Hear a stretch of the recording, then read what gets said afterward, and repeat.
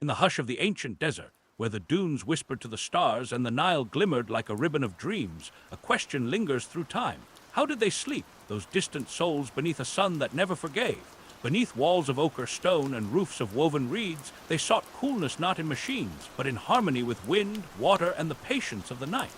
Their rest was an art, a quiet ritual born from the rhythm of the earth itself.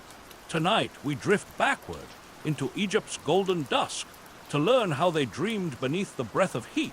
In the beginning, there was light, a light so ancient and unrelenting that it seemed to have no memory of darkness.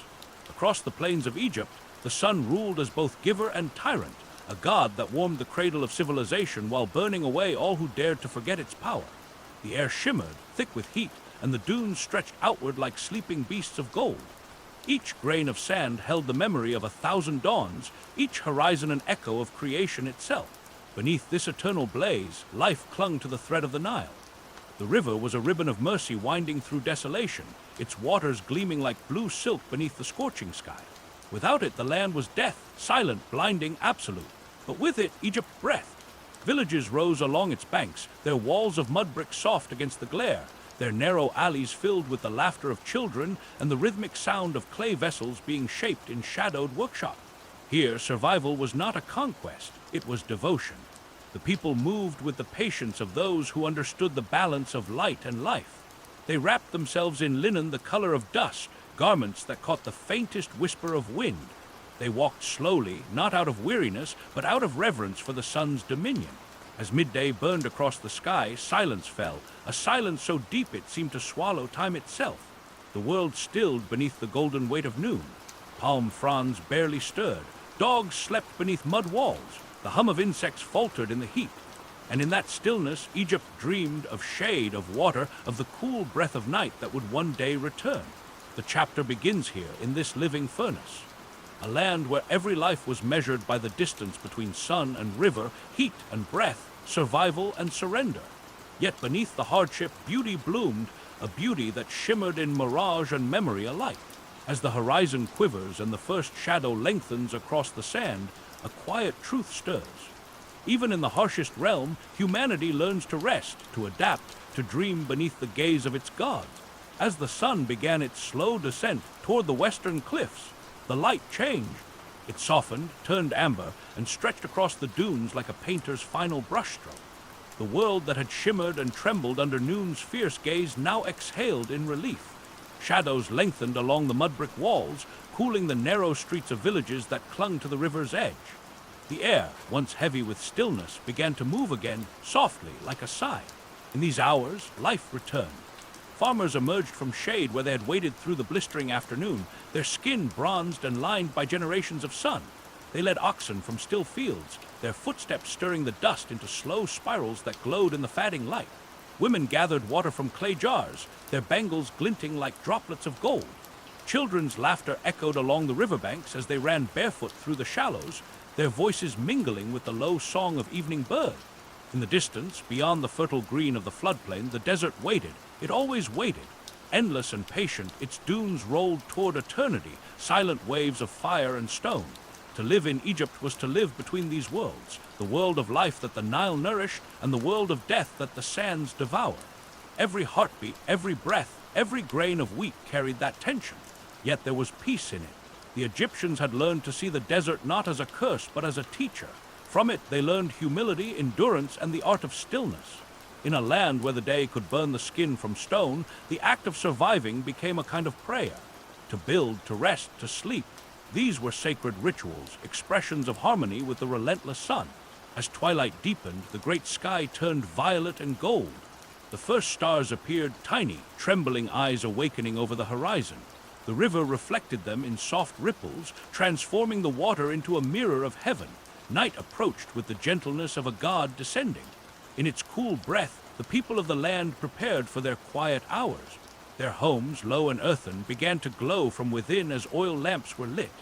Through small windows, one could glimpse the rhythm of life at dusk, the folding of linen, the stirring of food, the murmur of prayers to unseen guardians of night. This was Egypt's other half, not the world of blazing light, but the tender calm that followed it. And as the last edge of the sun disappeared beyond the dunes, the desert whispered again, of endurance, of peace, and of dreams waiting beneath an endless sky.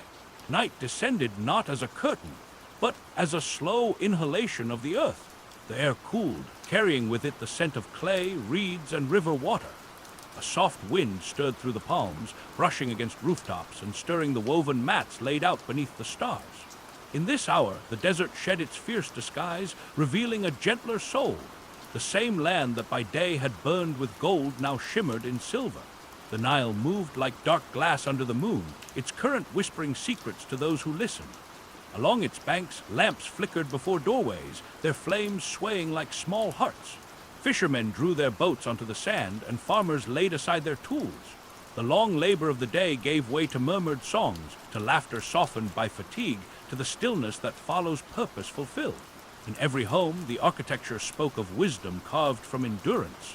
The thick walls that had absorbed the day's heat now exhaled their warmth into the night. The floors, cool to the touch, carried the faint imprint of bare feet. Even the doorways faced the direction of the wind, an understanding passed down not by word, but by the quiet patience of generation. Above them, the sky stretched wide and infinite. The stars were not mere ornaments to these ancient people. They were companions, storytellers, and gods. The Egyptians read in their patterns the rhythm of seasons, the promise of floods, the coming of dawn. To them, the heavens were alive, a map of divine motion that echoed their own lives upon the earth. And beneath this endless firmament, families gathered. They spoke in low tones, their voices rising and falling like the tide of the river. The hum of distant insects filled the pauses between sentences. Children, lulled by the cool air, drifted toward sleep upon papyrus mats, their faces lit by moonlight filtering through the open roof. Parents whispered blessings over them, ancient words carried through the centuries, asking the night to be kind. The desert, too, seemed to rest, its vast silence breathing around the villages. In that breath there was neither fear nor loneliness, only balance, for the people of Egypt knew that the same heat that tested them by day would cradle them by night. And in this endless rhythm they found something deeper than comfort. They found belonging within the heartbeat of their world. As the night deepened, as the wind curled through reeds and the stars multiplied like scattered jewels, Egypt slept. Not in defiance of the sun, but in harmony with it, one long inhale and exhale between flame and shadow. Toward midnight, the desert became a realm of stillness. The sands, which had burned like embers in the daylight, now glowed faintly beneath the moon. Each dune lay motionless, its curve shaped by centuries of wind. The air was dry but kind, cool enough to breathe deeply again. Somewhere far away, a jackal called, its cry haunting, distant, yet part of the rhythm of the land. In this silence, the boundaries between earth and sky dissolved. The horizon disappeared, and the world became a single expanse of shadow and light. The Egyptians had a word for this stillness, the hour when Ra, the sun god, journeyed through the underworld to be reborn. To them, every night was sacred, a passage of renewal. Sleep was not escape, but communion with the cycles of the cosmos. Within their homes, men and women lay upon woven mats, their heads resting upon curved supports of wood or alabaster. The cool surfaces pressed gently against their skin, easing the body into calm. Their breath slowed, mingling with the pulse of the desert beyond their walls. Dreams drifted like the quiet flow of the Nile, soft, measured, endless. Some dreamed of fields watered by divine floods, of birds gliding above lotus-filled ponds. Others dreamed of ancestors, of voices that spoke in language beyond sound. To the Egyptians, dreams were not illusions. They were bridges between worlds, moments when the soul walked beside gods and spirits. And so, even in sleep, the night remained alive with meaning. Outside, the river moved unseen beneath the dark. Its steady murmur filled the emptiness between heartbeats. The scent of damp reeds mixed with the perfume of night-blooming flowers, the lotus, the jasmine, the sweet blue petals that only opened beneath the moon. These fragrances floated through open doorways, carrying whispers of peace. By the riverbanks, guards patrolled the silent villages, their footsteps muffled on sand. Their torches burned low, casting trembling halos on walls painted with ochre and lime. They listened to the night, the movement of water, the hum of insects, the sigh of wind against palm leaves, and in that listening they too found a kind of rest. Above all, the constellations turned slowly across the heavens. The great bear, the hunter, the scales, all reflected in the Nile's dark surface, their mirrored shapes gliding beside the drifting current. Time itself seemed to pause. The night did not rush toward dawn. It lingered, stretching softly, as if savoring its brief dominion before surrendering to light once more. And so Egypt slept, not in ignorance of its trials, but in quiet reverence for its endurance. It was a sleep born of balance, shaped by centuries of understanding how to live beneath an eternal sun. Before dawn, the air grew still once more. The desert held its breath, waiting for the return of its master. The stars, once brilliant, began to dim, their light fading into the pale glow gathering along the horizon. The last moments of night were the most tender, those fragile instants when the world existed between dreams and awakening, between the realm of gods and the toil of men. In these hours, Egypt was quiet beyond measure. The Nile lay veiled in mist, its surface smooth as glass, reflecting the faint blush of the coming day. The river birds stirred first, shaking the dew from their wings before rising into the cool air. Their cries echoed softly, carried over the water like fragments of an ancient hymn. Within the villages, the people began to stir. The first movement was the soft rustle of linen, the shifting of mats, the low murmur of a mother lighting a lamp. A thin plume of smoke curled upward, mingling with the silver air. Men wrapped their garments tight, stepping into the cool before the sun's fire would claim the sky. The rhythm of morning was the same rhythm that had endured for thousands of years, slow, reverent, unbroken. Children rubbed the sleep from their eyes and gazed toward the east, where the first edge of the sun's disk trembled above the dunes. It rose with solemn majesty, as though reborn from the underworld's depths. Its light touched the tops of palm trees, the walls of homes, the rippling fields waiting for the flood season. Once more Ra had conquered the night. Once more Egypt would live beneath his gaze. The heat had not yet come, but it lingered in promise, the invisible tide that would soon swell across the land. The people moved quickly in these hours, their labor beginning before the day could grow fierce. Along the canals, oxen turned the soil. Along the riverbanks, fishermen cast nets into the glowing water. Life unfolded in rhythm with the returning light, bound to the same divine order that guided the sun. And yet, within the silence of those moments, something deeper remained. A knowing that beyond all toil and ritual, beyond the shimmer of sand and the gleam of stone, this land was both cradle and trial. Its beauty was its burden, its brilliance its test. To live here was to learn the language of endurance, the wisdom of pausing, of breathing, of resting within the very world that sought to exhaust the body and spirit alike. As the sun lifted higher, the coolness fled. The mist upon the river thinned, then vanished. The sands brightened once again to white and gold, and the horizon shimmered in the heat's rising veil. The world awoke, but not with haste, for the Egyptians had learned patience, the art of living within the rhythm of light. Their day would begin again beneath that unyielding brilliance, but so too would their faith, that the night would return, the winds would cool, and rest would always follow labor. For in Egypt, every dawn was both promise and test, every dusk both mercy and release. And as the first chants of the temples rose to greet the sun, the land itself seemed to hum with quiet acceptance, an eternal heartbeat beneath an eternal flame. In the distance, the dunes began to shimmer once more, and the endless cycle resumed, the dance between fire and shadow, between waking and sleep. And so, beneath the boundless sky, the land of endless sun breathed again, waiting to reveal the wisdom of its walls, its homes, and the art of coolness that would follow in the stories yet to come. As dawn unfurled across the horizon, the first light touched the rooftops of Thebes and Memphis. The golden sands of Egypt shimmered again beneath the gaze of Ra, and the stillness of night retreated into the folds of shadow. The people awoke to the familiar pulse of heat gathering at the edges of the sky. Yet within their walls, those quiet earthen sanctuaries, a different rhythm endured. These homes were not built against the sun, but with it.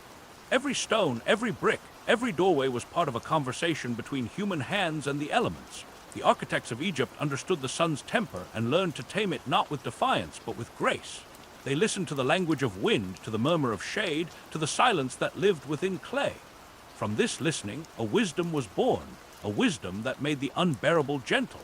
The homes of the living mirrored the tombs of the dead in one sacred principle, permanence. The same mud and straw that built the walls of Thebes had once molded the palaces of kings, the granaries of priests, and the temples that watched the Nile's eternal procession. The bricks themselves held life within them, baked not in furnaces, but beneath the same sun that scorched the dunes. The builders knew that what the sun could harden, it could also spare. Step through the narrow doorway of an ancient Egyptian home, and the light softens instantly. The air grows cool, heavy with the scent of dust and oil. The walls are thick, so thick that they drink the day's fire slowly, holding it at bay until dusk. The floors are smooth beneath the feet, the color of desert clay.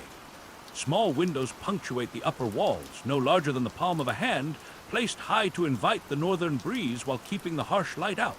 In the heart of each dwelling lies a courtyard, open to the sky. Here, life unfolds in its quiet rhythm, the grinding of grain, the laughter of children, the slow sweep of shadows across stone. At night, the same courtyard becomes a sanctuary for sleep, its walls cradling the family in still air and starlight. The architecture of Egypt was not an act of resistance, but of surrender, an offering to the forces that shaped it. These homes did not seek to conquer the desert, they sought to belong to it. Their walls were not boundaries, but vessels, holding the dance of light and shade within their embrace. As the morning brightens and the heat begins its slow descent, the world outside the mudbrick walls blurs beneath the glare. Yet within, the air remains hushed, cool, and alive, a refuge built from patience, born of understanding. As the sun climbed higher, the narrow windows of Egyptian homes began to perform their quiet magic. Though small, they were precisely placed to catch the wind that slipped like a silver thread across the river and through the alleys. Breezes, gentle and deliberate, wound their way through open doorways and lattice-like screens, carrying with them the faint scent of the Nile, the sweetness of distant palms, and the cool promise of evening. Each house was a careful study of airflow, a map of comfort written in clay and stone. The walls themselves seemed to breathe. Thick mudbrick absorbed the relentless heat, drawing it inward during the day only to release it slowly once the sun descended. Inside, shadows gathered like soft pools, cooling the floor and offering relief to those who paused to rest. Even the placement of rooms followed this understanding. Kitchens were situated where the wind could carry away smoke. Sleeping quarters were tucked into corners that the sun would touch least. Courtyards opened to capture the celestial show above. At midday, rooftops became sanctuaries for those seeking respite. Families climbed their ladders, mats in hand, and settled beneath the vault of sky. Children lay upon woven reeds, tracing constellations with their fingertips, while mothers and fathers adjusted mats and pillows, creating spaces of comfort in the open air. These rooftops were more than sleeping areas. They were bridges between earth and heavens, places where breath slowed, thought softened, and the vast desert felt intimate. In some homes, small pools or water jars were placed strategically to enhance cooling. The Egyptians knew that the simple act of evaporation could transform air, tempering heat with nature's invisible hand. The reflective surfaces of water mirrored the sky, doubling the light of stars and the moon and amplifying a sense of calm.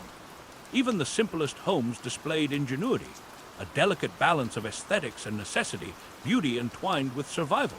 As the afternoon waned, shadows stretched across courtyards and rooftops alike.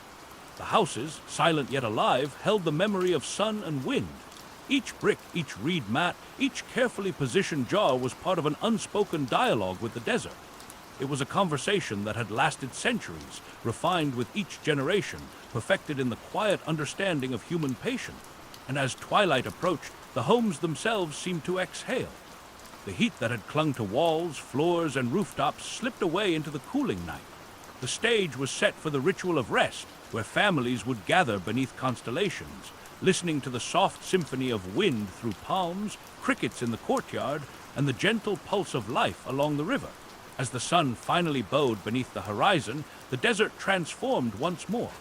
The brilliant white and gold of the dunes softened into hues of rose and lavender, and a gentle coolness seeped into the walls of the homes. Within these earthen sanctuaries, the rhythm of life slowed, and every household shifted toward the evening's quiet ceremony, the preparation for sleep. Courtyards became living rooms under the open sky. Women carried water from jars to wash the day's dust from skin, brushing it away with the patience of centuries. Children ran along the smooth mud floors, their laughter fading as shadows lengthened, while men arranged mats upon rooftops or in cooler corners of the home. Every movement followed an invisible choreography, a harmony dictated by the fading light, the cooling air, and the instinctive understanding of the desert's temperament. Torches were lit sparingly, casting trembling glows upon walls and beams, their flickering light echoing in small, quiet rooms. The soft shadows created by flame and moonlight interwove, sculpting the spaces into gentle havens. In these moments, the architecture revealed its purpose fully, not merely to house, but to cradle, to temper, to protect the body and spirit alike from the desert's extreme. Open courtyards captured the first whisper of the night breeze, and the narrow, high windows allowed it to filter through inner rooms. The Egyptians had long understood that air was a gift, a living element that could be guided, welcomed, and cherished. They built their homes to invite it, to channel it in a delicate pattern, cooling the body naturally and unobtrusively. Sleep arrived not through indulgence, but through knowledge, the quiet mastery of space and flow, light and shadow. Rooftops, in particular, were sanctuaries. Families carried mats, blankets, and pillows upward, arranging them in thoughtful clusters beneath the constellations. Here, beneath the vast Egyptian sky, the mind and body could relax fully. The stars became companions, the distant sounds of night became lullabies. Even in the open air, the homes held a protective intimacy. Walls framed the world, filtering it, offering security without confinement. In these moments, the desert felt both immense and tender. The homes were a dialogue between human skill and natural rhythm, a gentle negotiation that allowed life to endure beneath the sun's fierce rain. And as darkness deepened, every home, every courtyard, every rooftop became part of a larger tapestry, a landscape of human ingenuity, reverence for the elements, and the pursuit of calm beneath a relentless sky. Night deepened, and the desert exhaled its heat, leaving the air cool and fragrant. The rooftops of Thebes and Memphis became quiet havens, each mat and pillow arranged with care, each doorway and window a conduit for the gentle currents of wind. The architecture that had shaped the day now shaped rest, guiding breath and thought into a rhythm both human and eternal. The courtyards below were hushed. Shadows stretched along the mudbrick walls, softening the angles of space and inviting stillness. Lamps burned low, their flames mirrored in shallow pools of water, doubling the calm. The Egyptians had learned to observe these subtleties, to understand that the smallest adjustments, positioning a jar here, an opening there, could transform the harshness of the desert into sanctuary. Every element of a home was a silent act of care, a testament to centuries of knowledge honed in patient observation. Inside, families settled into the quiet of evening. Children lay upon mats, their small forms framed by the soft glow of torchlight and moonlight, eyes heavy with sleep yet attentive to the gentle songs of wind and water. Mothers whispered blessings, soft syllables that traced the air like incense, while fathers adjusted the reeds beneath pillows, ensuring that comfort and alignment met the body's natural ease.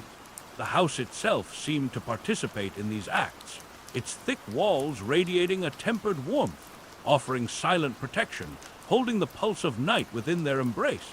Above, the rooftops opened to the vast sky, a ceiling of constellations. The stars were more than decoration. They were markers of time, guides for the spirit, companions for the mind as it drifted toward dreams. The Egyptians gazed upward, tracing the arcs of familiar patterns, allowing their thoughts to follow the celestial rhythm. Even in the desert's openness, the homes and rooftops created a delicate intimacy, a framework for life, learning, and rest in perfect balance with the element. The wind carried the distant murmur of the Nile, the soft ripple of water brushing against the riverbanks, blending with the subtle hum of insects and the sigh of the desert. Within each home, the lines between interior and exterior softened. Walls no longer separated the people from nature. They mediated it, orchestrated it, offered it in measured doses that soothed rather than oppressed. This was the architecture of coolness, not mere structure, but a philosophy, a dialogue with air, light, and space that sustained life in its most fundamental rhythm. And as the night deepened, as stars wheeled overhead and the river whispered its eternal lullaby, the rooftops became stages for the simplest and most profound of rituals. Sleep, serene and undisturbed, shaped by wisdom older than memory. In the stillness of the deeper night, the homes of Thebes and Memphis revealed their quiet ingenuity. Every beam, every arch, every plastered wall had a purpose beyond mere shelter. It shaped the passage of air, guided the faintest breezes, and held the day's warmth in gentle containment. The Egyptians had long learned that survival in this land required more than endurance. It required harmony. Architecture was their instrument, and every home its song. The courtyards, now awash in silver moonlight, reflected an intimate dialogue between space and sky. Open to the heavens, they allowed the stars to pour in as silent companions to the sleeping households. Within these courtyards, families had woven the rituals of life into the very design of their homes. Mats were laid where wind and shadow converged. Water jars shimmered in the moonlight, enhancing the coolness and reflecting the constellations above. Walls offered both privacy and embrace. Every detail harmonized with the desert's rhythm. and every breath within these spaces carried the calm of centuries of observation. Roofs were particularly sacred. Families ascended with their children, their linens, and the carefully arranged cushions that would carry them into dreams. There the air moved differently, freer and gentler, brushing the skin with its cool touch. The constellations spun slowly overhead, telling stories of gods and kings, of journeys across the sky and down into the underworld. The Egyptians had learned to sleep under these silent narrators, allowing their minds to drift with the celestial rhythms, tethered to the earth yet afloat in vast, quiet wonder. Inside the walls, lamps flickered in careful patterns. Their light, soft and amber, did not compete with the night but complemented it. Shadows pooled and danced, a subtle reminder that space was alive and responsive. In the hush, one could hear the soft settling of the walls themselves, the small creaks and sighs of clay cooling, of bricks exhaling the day's heat, and of the home itself resting as much as its inhabitant. Sleep was not merely the absence of labor. It was a continuation of life's rhythm, conducted through space as much as through breath. The wind carried whispers from the river and the dunes. It passed through every opening, every lattice, and every carefully positioned courtyard, touching sleeping faces with tender currents. And beneath the soft hum of night insects and the distant, gentle lap of the Nile, Egypt's architecture became an unseen hand guiding rest, protecting life and honoring the balance between human presence and the desert's vastness. As the rooftops of Thebes and Memphis exhaled the last of the day's heat, the Nile began its quiet work of restoration. The river was more than a boundary, more than a vein of water cutting through the land. It was Egypt's eternal heartbeat.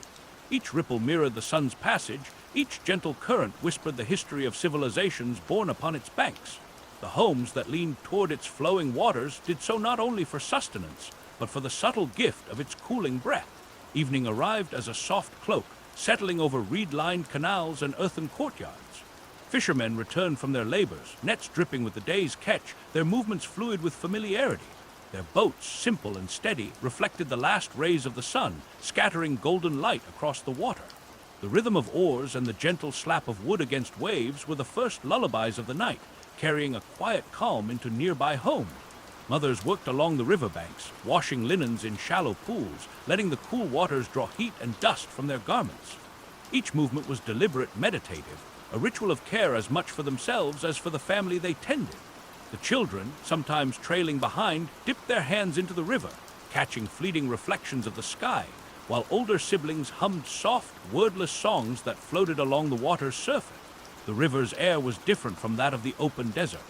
It carried moisture, a soft chill, a living freshness that lingered in doorways and courtyards. Houses positioned close to the banks were not only nourished by the river's bounty of food and drink, but cooled by the gentle currents it drew across reeds, lattices, and open windows. It was a living architecture in partnership with nature, the river offering relief, the homes receiving it gracefully, and the people inhabiting both as if in a quiet dance of breath and stillness. As twilight deepened, the far horizon blurred, merging water and sky into shades of violet and silver. Birds returned to nests hidden among palms, their wings brushing against the last warmth of the air.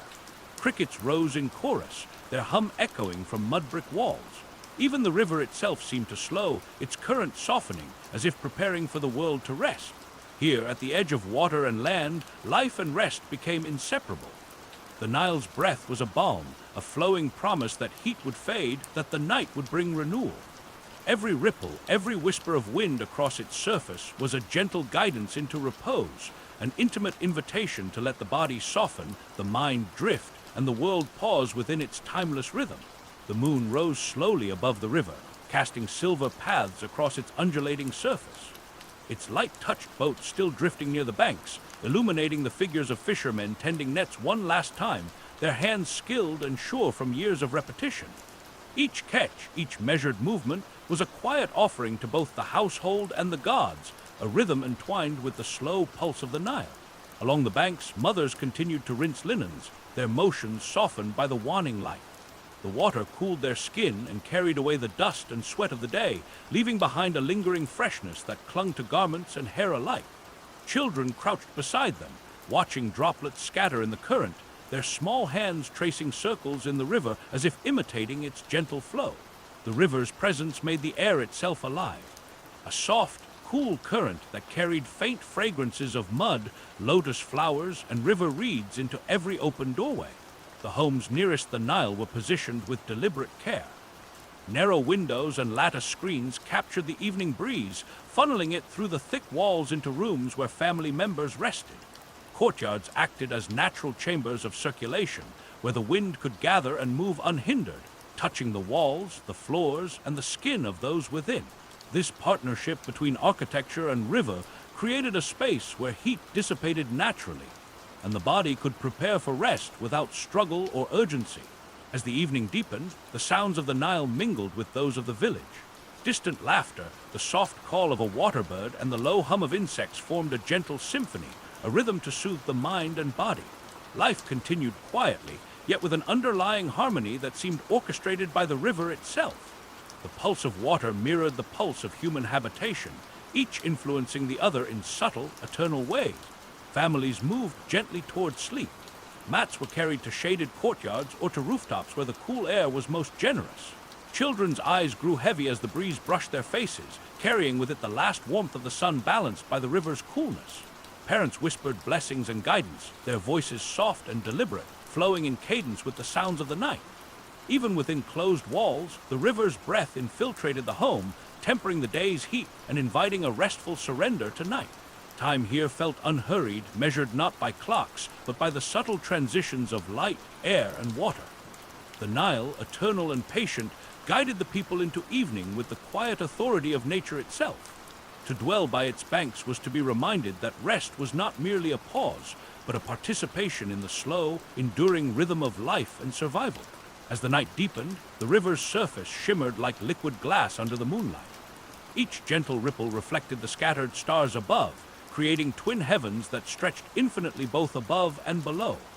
The air, now fully freed from the sun's tyranny, carried a coolness that flowed steadily through the courtyards and into the homes of those who had learned the river's secret. Fishermen, having secured their boats, now rested near the banks, the day's labor settling into quiet fatigue. Their nets, still damp, glistened faintly in the moonlight, while small fires cast trembling light upon mudbrick walls. Nearby, women folded linens and carried water for the final evening tasks, their hands moving with a rhythm that mirrored the current.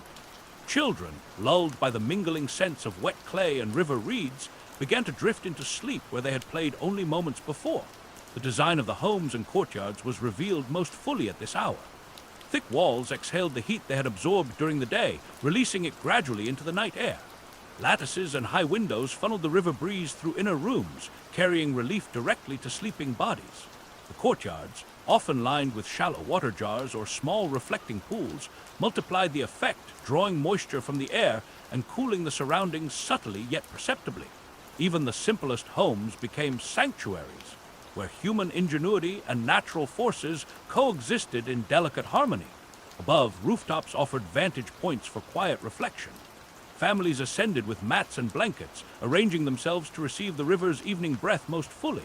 From here, the landscape unfolded, a vast expanse of dark water, glimmering sands, and distant, shadowed palms. The constellations moved slowly across the sky, their mirrored forms in the Nile's surface tracing ancient stories of gods, kings, and eternal cycles. Here, in the open air, sleep became a participation in a larger, cosmic rhythm, guided by wind, water, and stars. The village settled into a soft chorus of rest. Occasional creaks of boats, the distant bark of a dog, or the murmur of a family member moving gently to attend to the night's small needs did not disturb the calm. They became part of it, subtle markers in the river's ongoing story. Even the desert beyond the banks seemed hushed, its dunes melting into shadow under the silver light, leaving the river and its dwellers in a cocoon of tranquil continuity. In this gentle embrace, the breath of the Nile became more than metaphor. It was tangible, moving through homes, across rooftops, into the lungs of sleeping bodies, and into the dreams that floated like lotus petals above mats and cushions. Every night, the river offered renewal, softly, quietly, patiently, reminding all who dwelled beside it that survival was entwined with rhythm, and that even the desert's harshness could be tempered by the enduring pulse of water. The night wore on, and the Nile's cool breath deepened, reaching even the furthest corners of the villages. The river's current, slow and unwavering, seemed to carry a rhythm that touched everything in its path, from the mudbrick walls to the rooftops, from the swaying reeds to the feet of sleepers. Within this gentle circulation, life and rest became inseparable, each movement of water echoing in the quiet chambers of human habitation. Along the banks, small fires glimmered where fishermen mended nets or shared quiet conversation. Their voices were low, measured, blending seamlessly with the hum of insects and the soft lapping of water against boats. Mothers completed their evening tasks, folding garments and laying them to dry in the cooling air, while children, their eyes heavy and bodies still, nestled beneath the watchful shadows of the wall. Each household existed in a careful balance, alive, yet surrendered, participating in a choreography of survival honed across generations. The architecture near the Nile revealed its purpose most vividly at this hour. Courtyards captured and distributed the river's breath. Water jars and shallow pools reflected moonlight and multiplied cooling effects, and high lattices drew wind into inner rooms without sacrificing privacy. These spaces were not merely functional. They were intimate instruments of care, sculpted from centuries of observation and refined into subtle perfection. Even the smallest home could become a sanctuary, breathing with the river, cradling its inhabitants through the deepest heat and into serene sleep. Rooftops, now quiet and wide under the stars, became extensions of the river's embrace. Families lay upon mats, tracing the constellations as they drifted toward dreams. The cool air whispered across their skin, carrying the scent of lotus blooms and river reeds, blending with the distant murmur of water. Time moved slowly here, measured by wind and current rather than the sun, each breath synchronizing with the subtle pulse of the Nile. And as the night deepened further, the villages along the banks seemed to vanish into the river's quiet hymn.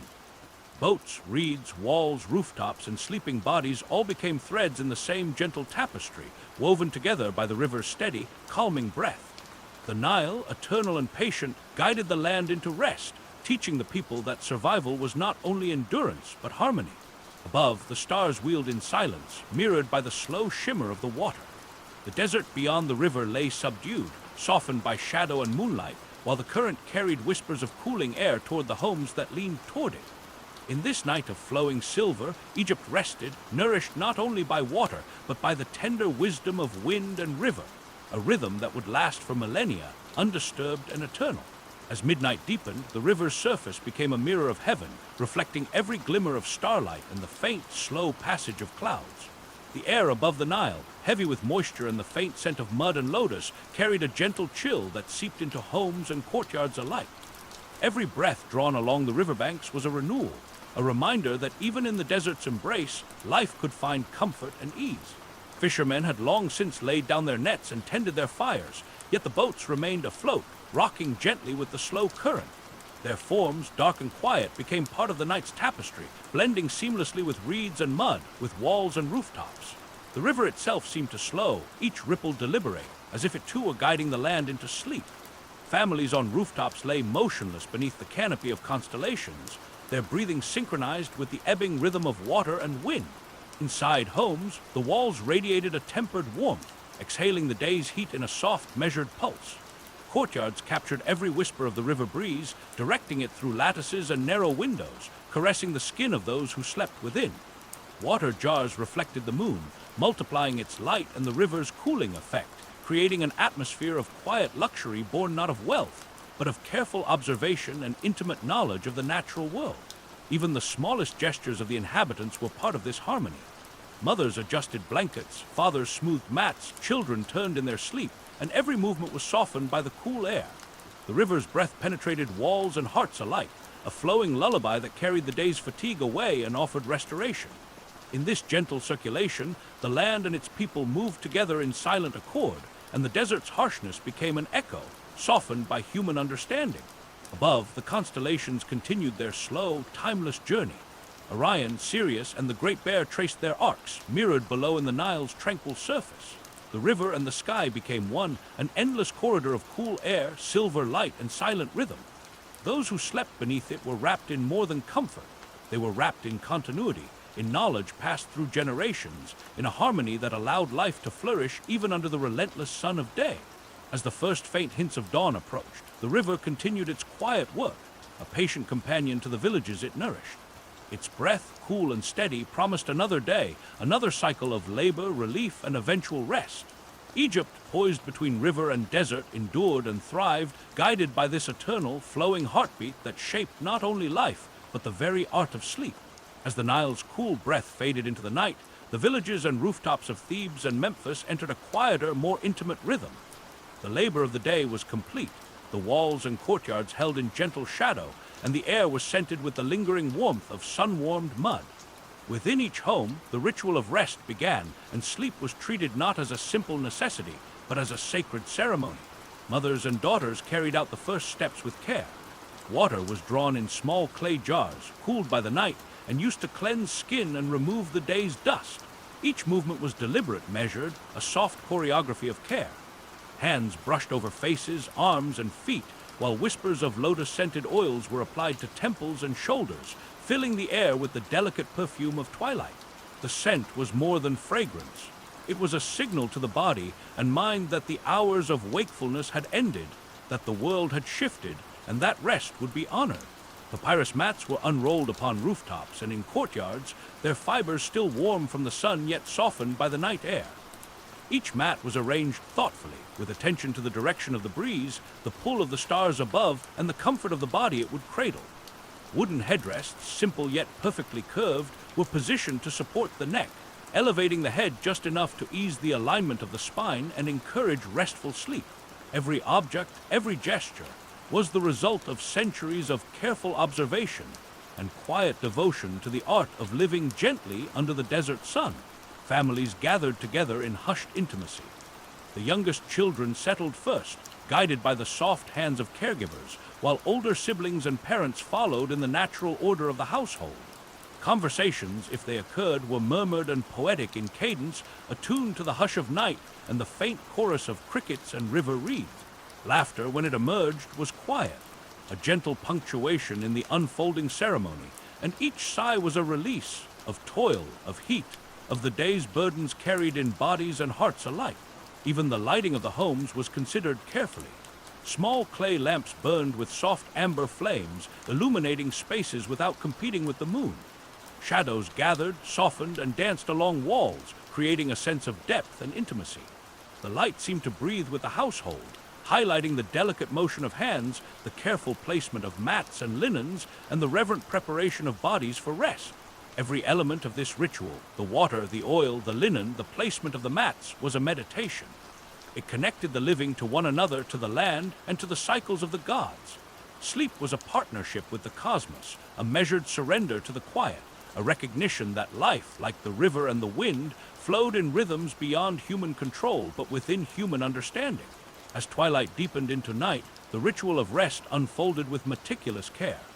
Linen sheets, woven from fine flax, were unrolled and smoothed, their fibers soft and cool against the skin.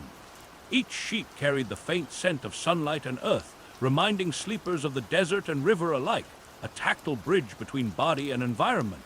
The Egyptians understood that touch itself could soothe the mind, and so linens became instruments of comfort, whispering a promise of serenity with every fold and tuck.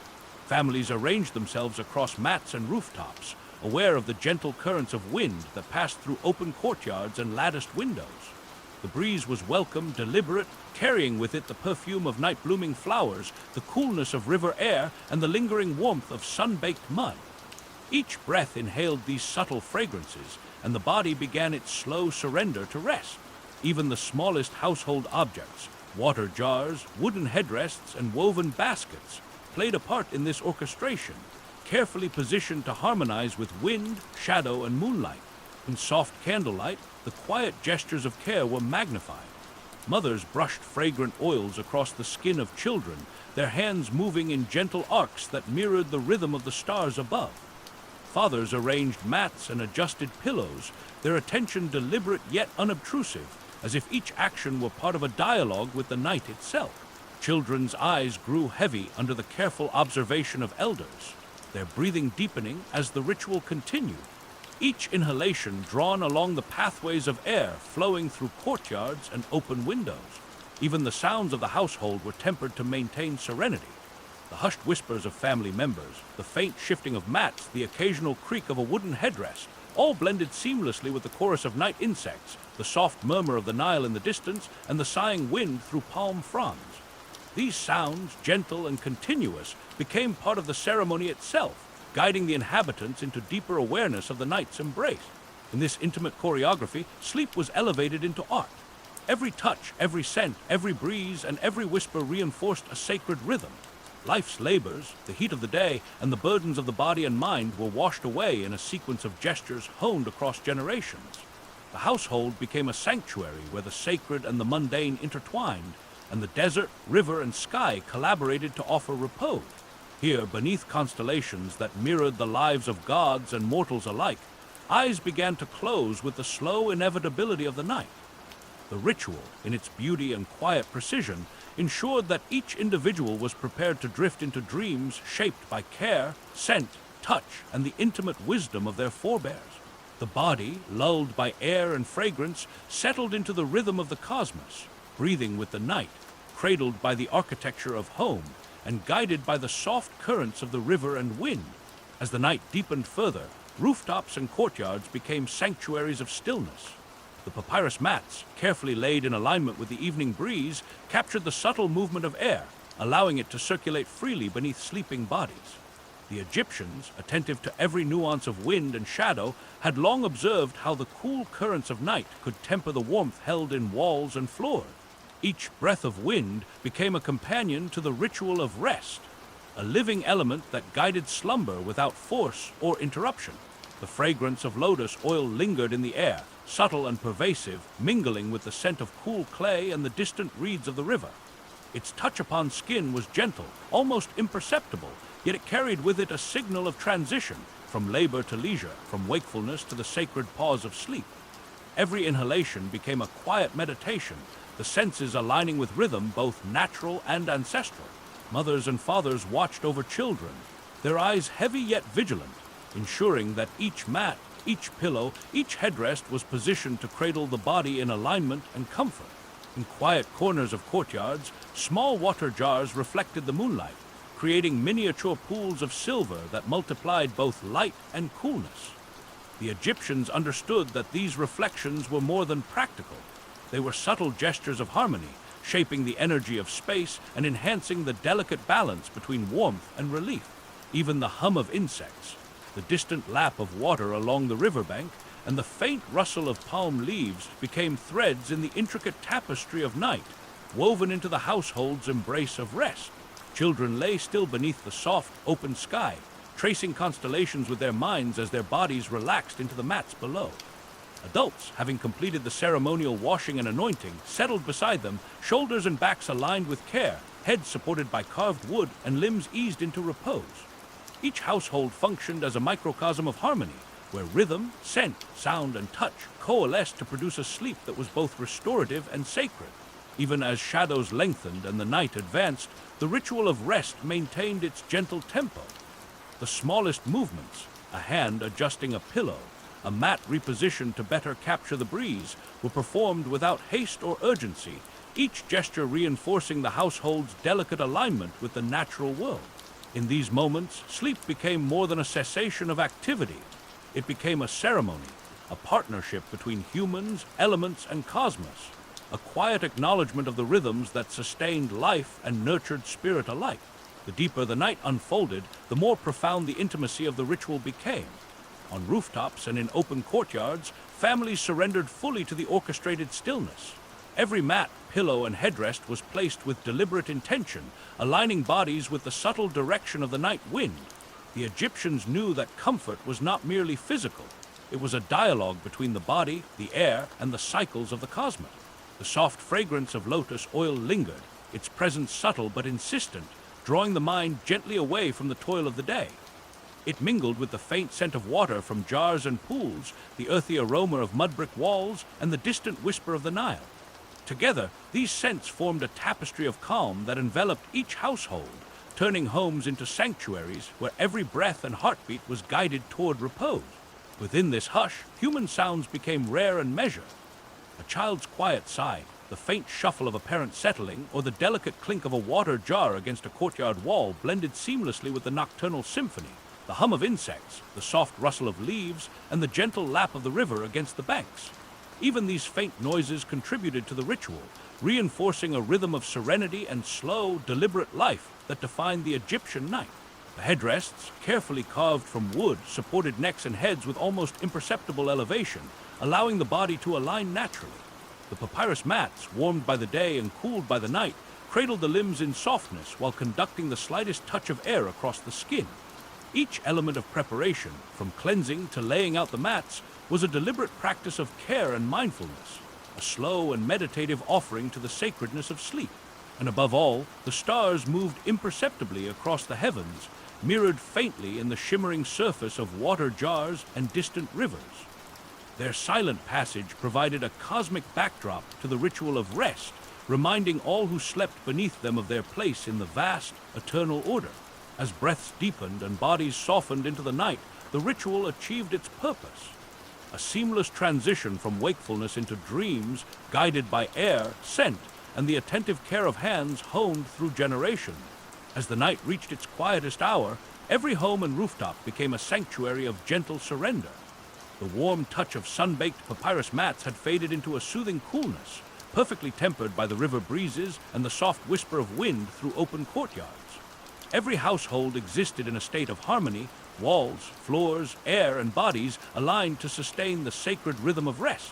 The lotus-scented oils lingered subtly on the skin, blending with the earthy aroma of mudbrick and the faint sweetness of night-blooming flowers. Each inhalation became a bridge to calm, carrying away the remnants of heat, dust, and fatigue. Parents lay beside children, their shoulders relaxed, their hands resting gently upon mats, each movement deliberate and meditated.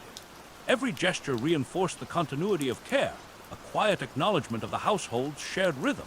Even in the hush, small sounds were woven into the night. The creak of a wooden headrest, the soft shifting of a blanket, or the distant murmur of the river enhanced the tapestry of rest, forming a subtle cadence that guided breathing and dreams. Courtyards acted as living conduits for the night air, circulating coolness through rooms and over rooftops, touching each sleeping form as if the architecture itself participated in the act of care. The Egyptians, observing these harmonies over generations, had learned that the body's surrender to night was most profound when every element of the environment participated. Linen, oil, airflow, and furniture, all were instruments in a slow, deliberate ceremony designed to cradle life beneath the stars. Sleep was both human and cosmic, intimate and universal, an unspoken partnership between the living and the world around them.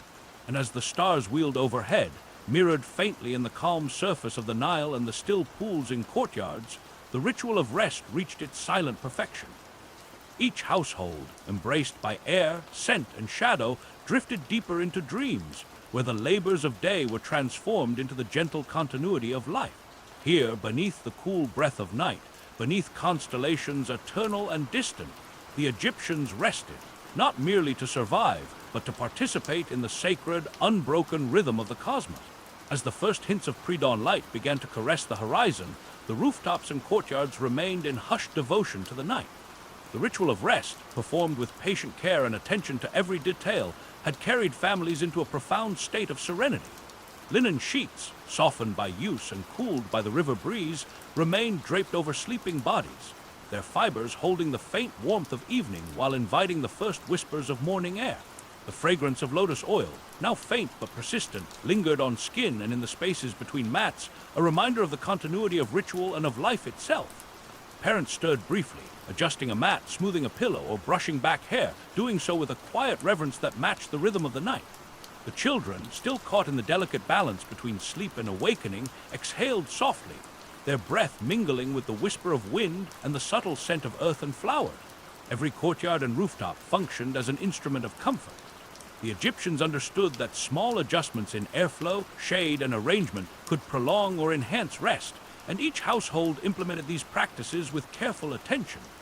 Water jars reflected the first faint light, multiplying its glow and diffusing it gently across walls and floors, while lattices funneled the cool, early currents into inner rooms. The harmony of architecture, nature, and human care was most apparent in these early hours, when sleep hovered on the cusp of consciousness. The soft murmur of the Nile, ever patient and eternal, carried across the land. It mingled with the rustle of palms and reeds, the distant hum of insects preparing for day, and the subtle movement of waking bodies. Yet even in this gentle stirring, the sacred rhythm of the night persisted. Each household remained aligned with the world beyond its walls, their repose attuned to currents, light, and scent, as though the universe itself guided the transition from night to day. And as the first golden fingers of sunlight touched the distant horizon, illuminating rooftops and courtyards alike, the Egyptians emerged slowly from their ritual slumber. Bodies stretched with quiet deliberation, minds awoke in tandem with the land, and the sacred ceremony of night reached its culmination. Sleep had been honored, woven carefully from linen, fragrance, breath, and air, leaving the household renewed and ready to continue life in harmony with the desert, the river, and the eternal rhythm that had guided generations. As the last threads of twilight slipped beyond the horizon, the quiet of the Nile and the rooftops gave way to a deeper, subtler rhythm. Sleep, for the Egyptians, was never merely a human affair. It belonged as much to the gods as to mortals. In the hush of night, the mortal body surrendered to a sacred cycle, while invisible guardians stirred at the threshold of dreams. Among them were Bes, protector of households and children, fierce yet tender and towering, the goddess whose watchful presence safeguarded the vulnerable from nightmares and the encroaching shadows of fear. Families whispered prayers in soft, reverent tones, words carried upon the night wind like petals falling into still pools.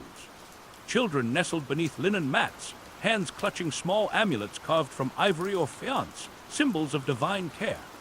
Each gesture, each whispered name, was a bridge between the tangible world of daily labor and the unseen cosmos, where gods moved with patience, observing and guiding the vulnerable hours of slumber. Temple walls, adorned with murals of ritual and reverence, depicted sleep itself as a sacred communion. Figures reclined beneath canopies of stars, eyes closed yet awake to the divine, dreams flowing like gentle rivers into the realm of eternity. Priests and priestesses, even within these sacred spaces, moved with careful quiet, tending incense and lamps that carried fragrances of lotus, myrrh, and cedar into shadowed corridors.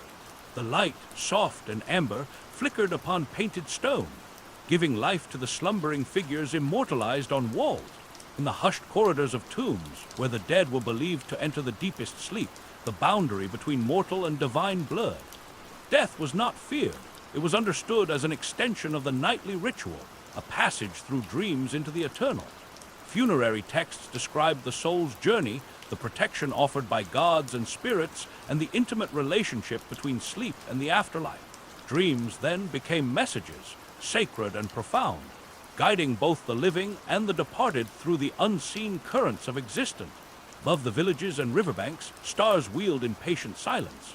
Their steady gaze seemed to affirm that all who slept were enfolded in rhythms beyond mortal comprehension. Breath and wind, scent and shadow became conduits for divine attention. To surrender to sleep was to place oneself within this subtle lattice of guardianship, a quiet acknowledgement that even in rest, humans were part of a larger cosmic order, watched, protected, and guided by powers beyond the visible. As darkness deepened, the household's rituals intertwined seamlessly with divine presence. Small altars in courtyards or bedrooms were adorned with statuettes of Bes and Tauret, each figure capturing the essence of protection and vigilance. Families offered the faintest touch of incense, a curl of smoke that rose like a bridge between the living and unseen guardian. The soft fragrance mingled with the evening air, carrying devotion across rooftops and into the night, where gods and spirits lingered in invisible currents around every home. Children, their limbs nestled beneath papyrus mats, clutched amulets with tiny fingers. Carved with care and blessed through prayer, these objects were talismans against restless spirits and nocturnal fears. Their presence reminded sleepers of the unseen hands that guarded dreams, guiding them safely across the boundary between wakefulness and the unknown. Even in the simplest homes, every gesture of care became part of the sacred lattice that connected mortal and divine, body and cosmos, shadow and breath. Dreams, for the Egyptians, were not mere imaginings. They were messages, carefully woven by the gods. In the half-light of sleep, visions unfolded with delicate intention. The whispers of ancestors, the counsel of deities, and the warning of omens were all received in these hours, carried upon the currents of night that the Nile and desert winds nurture.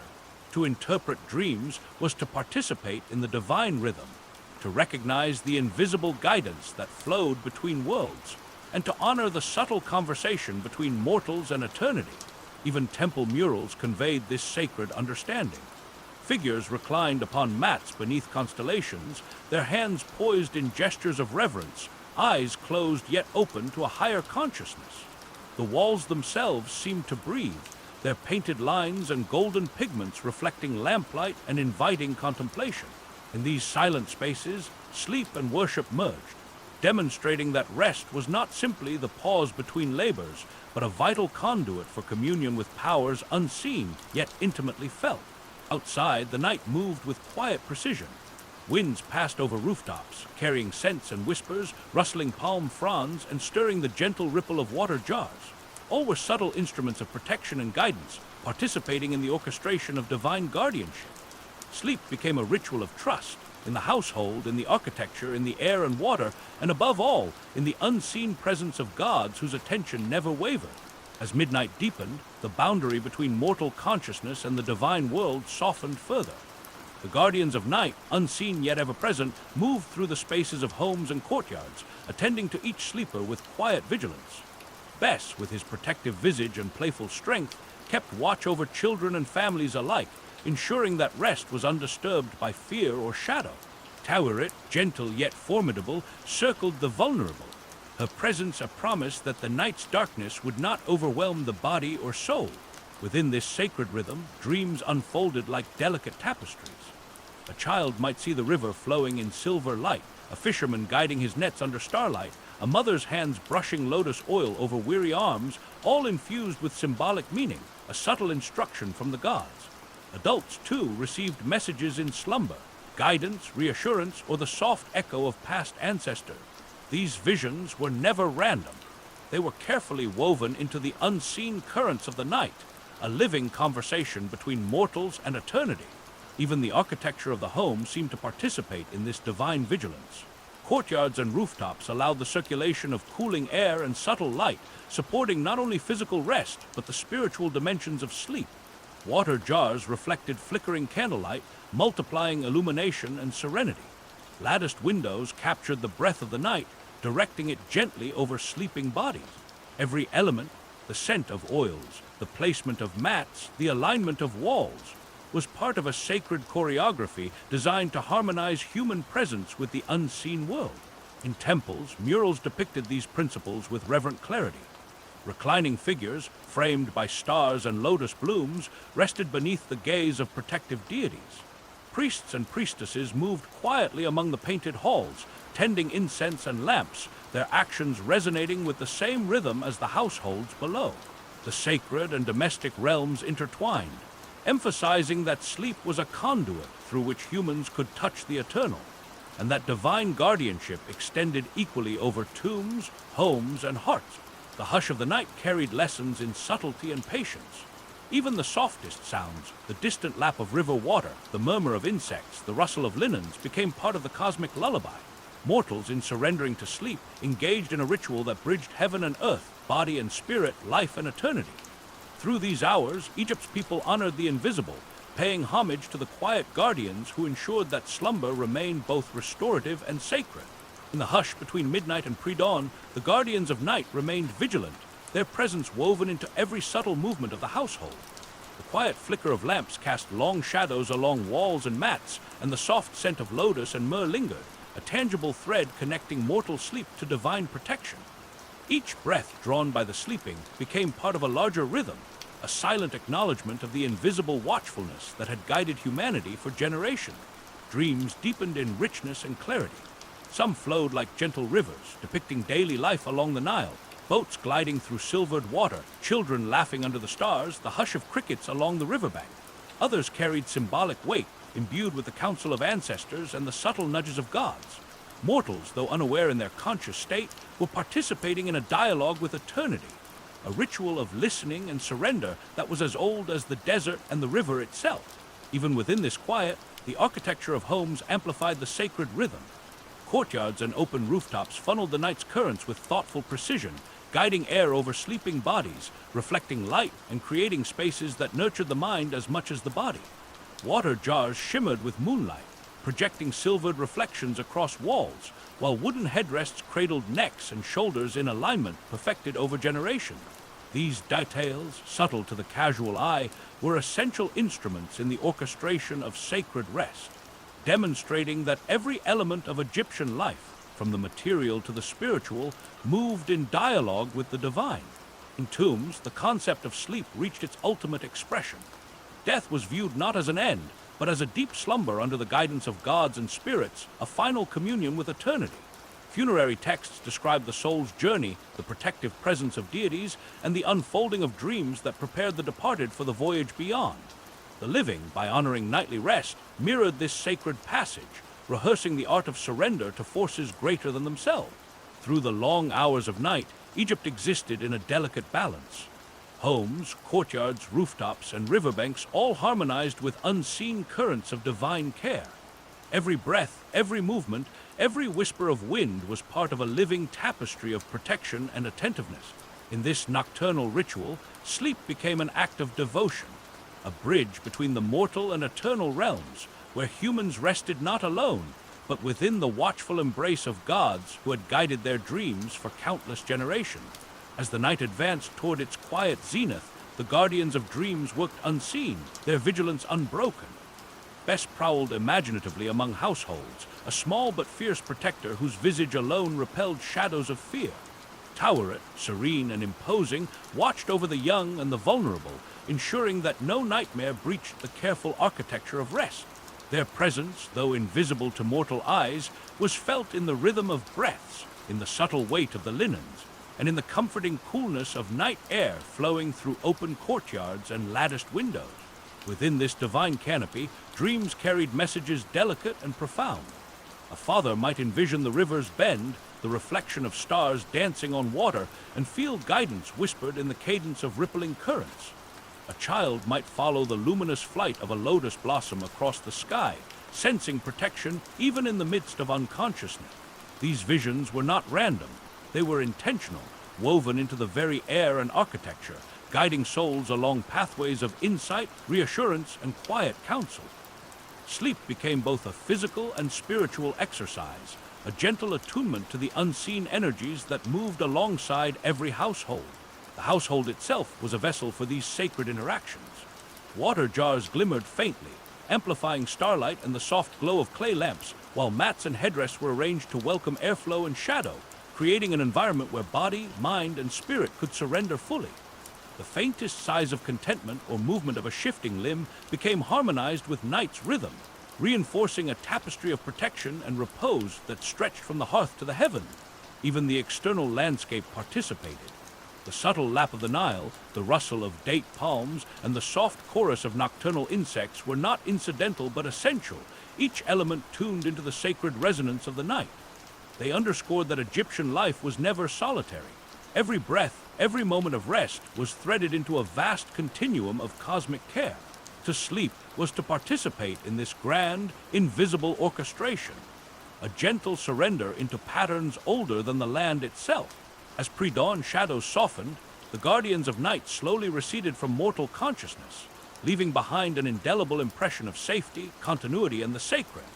Dreams lingered briefly, their lessons and consolations seeping into waking thought, before the tender hours of morning began to wash over rooftops and courtyards. The divine, once so intimately present, faded gently, leaving mortals cradled in the quiet aftermath of a night fully honored and a sleep fully sacred. As the first light of dawn brushed the horizon with muted gold, the realm of dreams slowly dissolved, and the guardians of night withdrew into the unseen folds of eternity. Bess's watchful eyes faded like shadows retreating from morning, and Tauret's gentle protection lingered only as a subtle warmth in the air. Yet the impressions of their presence remained, in the ease of stretched limbs, the calm rhythm of breath, and the quiet serenity of households awakening in harmony with the Nile and desert wind. The final stages of the nocturnal ritual emphasized gentle transition rather than abrupt awakening. Children stirred with soft movements, stretching small limbs across mats as if tracing the pathways of dreams they had traveled. Adults rose with deliberate care, adjusting headrests and smoothing linen, mindful of the sacred night that had passed. Each gesture echoed the quiet choreography of sleep, connecting waking life with the rhythms that had guided the night. The air, infused with the lingering scent of lotus and myrrh, carried a promise that divine vigilance had not vanished. It remained embedded in the household, in the breath of the river, and in the silent patterns of stars above. Even the smallest artifacts of rest retained significance in these early hours. Water jars reflected the first glimmers of sunlight, as though offering a final gift of calm. Papyrus mats, still carrying the warmth of human touch and night air, seemed to hum faintly with the collective serenity of the household. Linen, imbued with both fragrance and memory, testified to the careful attention paid to the ritual of sleep and the enduring bond between mortals and gods. In the temples, the day began anew, and murals that depicted the sacred slumber of mortals beneath celestial constellations were once more bathed in soft light. Priests and priestesses moved among them, tending offerings, renewing prayers, and preserving the quiet teachings of dreams. For the messages received in slumber were believed to influence not only personal fate, but the harmony of communities and the favor of deity. Sleep, though ending for now, remained an ongoing dialogue, a thread connecting humanity to the eternal order. And so, as the Egyptians opened their eyes to the tender hours before sunrise, they carried within them the subtle legacy of night, a sense of protection, guidance, and communion with forces beyond the seen. Sleep had been honored as ritual, dreams had been received as counsel, and the household had rested under the watchful guardianship of gods who moved between shadow and breath. With this sacred passage complete, the land itself seemed to inhale in collective ease, ready to continue its eternal rhythm of labor, breath, and life under the desert sun. As dawn surrendered to the rising sun, and the tender hours of morning deepened into day, the Egyptians turned their attention to another rhythm, one of patience, observation, and quiet ingenuity. Where previous nights had been guided by gods, dreams, and ritual, the harsh light of the desert demanded knowledge and subtlety. In every courtyard, home, and palace, humans engaged with the elements, learning to bend air, water, and shadow into instruments of relief. Here, poetry merged with practicality, and survival became an art honed through observation and patient experimentation. The earliest hints of breeze were not left to chance. Windows were narrow and latticed, deliberately positioned to capture northern winds that cut across the heat of midday. Clay walls, thick and sun-baked, absorbed warmth slowly, releasing it only after dusk. Courtyards, open to the sky yet shaded from direct sunlight, acted as natural chambers of temperature regulation, where every movement of air was guided by careful alignment and proportion. Even the smallest homes contained knowledge refined over generations, invisible to the casual observer, yet essential to human endurance in the desert. Water played a vital role, subtle yet transformative. Jars of porous clay stood strategically at window sills, their surfaces glistening faintly with condensation as heat drew water upward and released it slowly into the surrounding air. Each drop evaporated like a whisper, cooling rooms and courtyards alike, while adding moisture to the dry desert air. Children and elders alike benefited from this invisible labor, an art of patience that relied on both observation and the quiet rhythms of nature itself. In markets, the craft of these vessels was perfected by skilled potters. Amphorae and jars were shaped with careful attention to porosity, size, and form.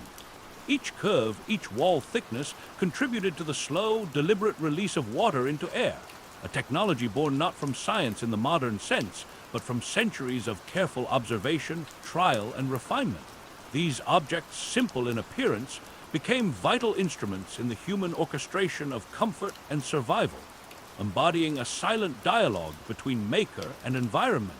Palaces, grand and gilded, bowed to the same principles.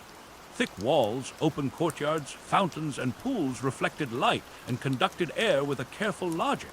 Even in spaces of royal luxury, the desert's heat dictated design, reminding all that nature was both master and partner. Every element, from latticework to water jars, was aligned with attention and care, revealing the subtle genius behind ancient Egyptian architecture, the ability to balance human need with the relentless demands of climate. As the sun climbed higher, the desert revealed its full intensity, yet within the carefully arranged spaces of homes and gardens, a delicate equilibrium persisted. Pools shimmered beneath the shade of palm fronds, reflecting light in gentle patterns that danced across walls and floors. Their surfaces were rarely still. Ripples carried the faint scent of water mingled with lotus and mud, softening the oppressive heat with subtle movement. Every ripple, every reflection, became part of the orchestration of comfort, a natural rhythm that worked alongside human ingenuity to temper the sun's unrelenting gaze. Latticework, intricately carved and precisely aligned, created channels for air to flow with a quiet logic. Breezes were not simply captured, they were guided, funneled over sleeping bodies and cooled rooms, turning even the smallest spaces into sanctuaries of relief. Light passed through these screens in softened patterns, painting walls with shifting geometries that changed as the day progressed, providing intermittent shade and creating visual calm. In these spaces, the Egyptians understood that comfort was as much visual and spatial as it was thermal. The mind and body were equally attended to in the careful crafting of domestic and public spaces. Potters continued their work in the shaded corners of markets and workshops, shaping vessels that would one day transform the environment. Their hands moved with practiced precision, shaping each jar to exact specifications, aware that even small differences in porosity could determine the effectiveness of evaporation. Children played nearby, occasionally dipping small hands into vats of water, watching droplets bead upon the surface before evaporating into the air. These everyday moments, infused with observation and participation, were how knowledge flowed through generations, quietly embedding survival strategies into the rhythm of life. Courtyards, often surrounded by high mud-brick walls, served multiple purposes. They were spaces of gathering and labor, yet they also functioned as thermal moderators. Shaded by pergolas or vine-covered trellises, they cooled the air before it entered interior rooms. Pools reflected light upward, softening shadows and diffusing heat. Even the placement of plants, trees, and climbing vines was considered for its impact on shade and humidity. In this harmonious interplay of elements, the desert was not conquered but conversed with. Humans learned to work in tandem with the environment, respecting its power while quietly negotiating relief. And in these quiet, attentive practices, one saw the continuity of generations. Knowledge passed down from elders to children, each home and workshop a classroom of survival. The art of cooling was not written in books, but lived in daily gestures, in the careful alignment of jars, in the precise positioning of lattices, in the shimmering patterns of pools under the sun. As the afternoon heat began its slow retreat, the desert itself seemed to exhale, and the subtle mastery of shade and water stood revealed, a silent testament to the intellect and patience of the Egyptians. As the afternoon wore on, shadows lengthened across courtyards and streets, carrying with them the promise of reprieve.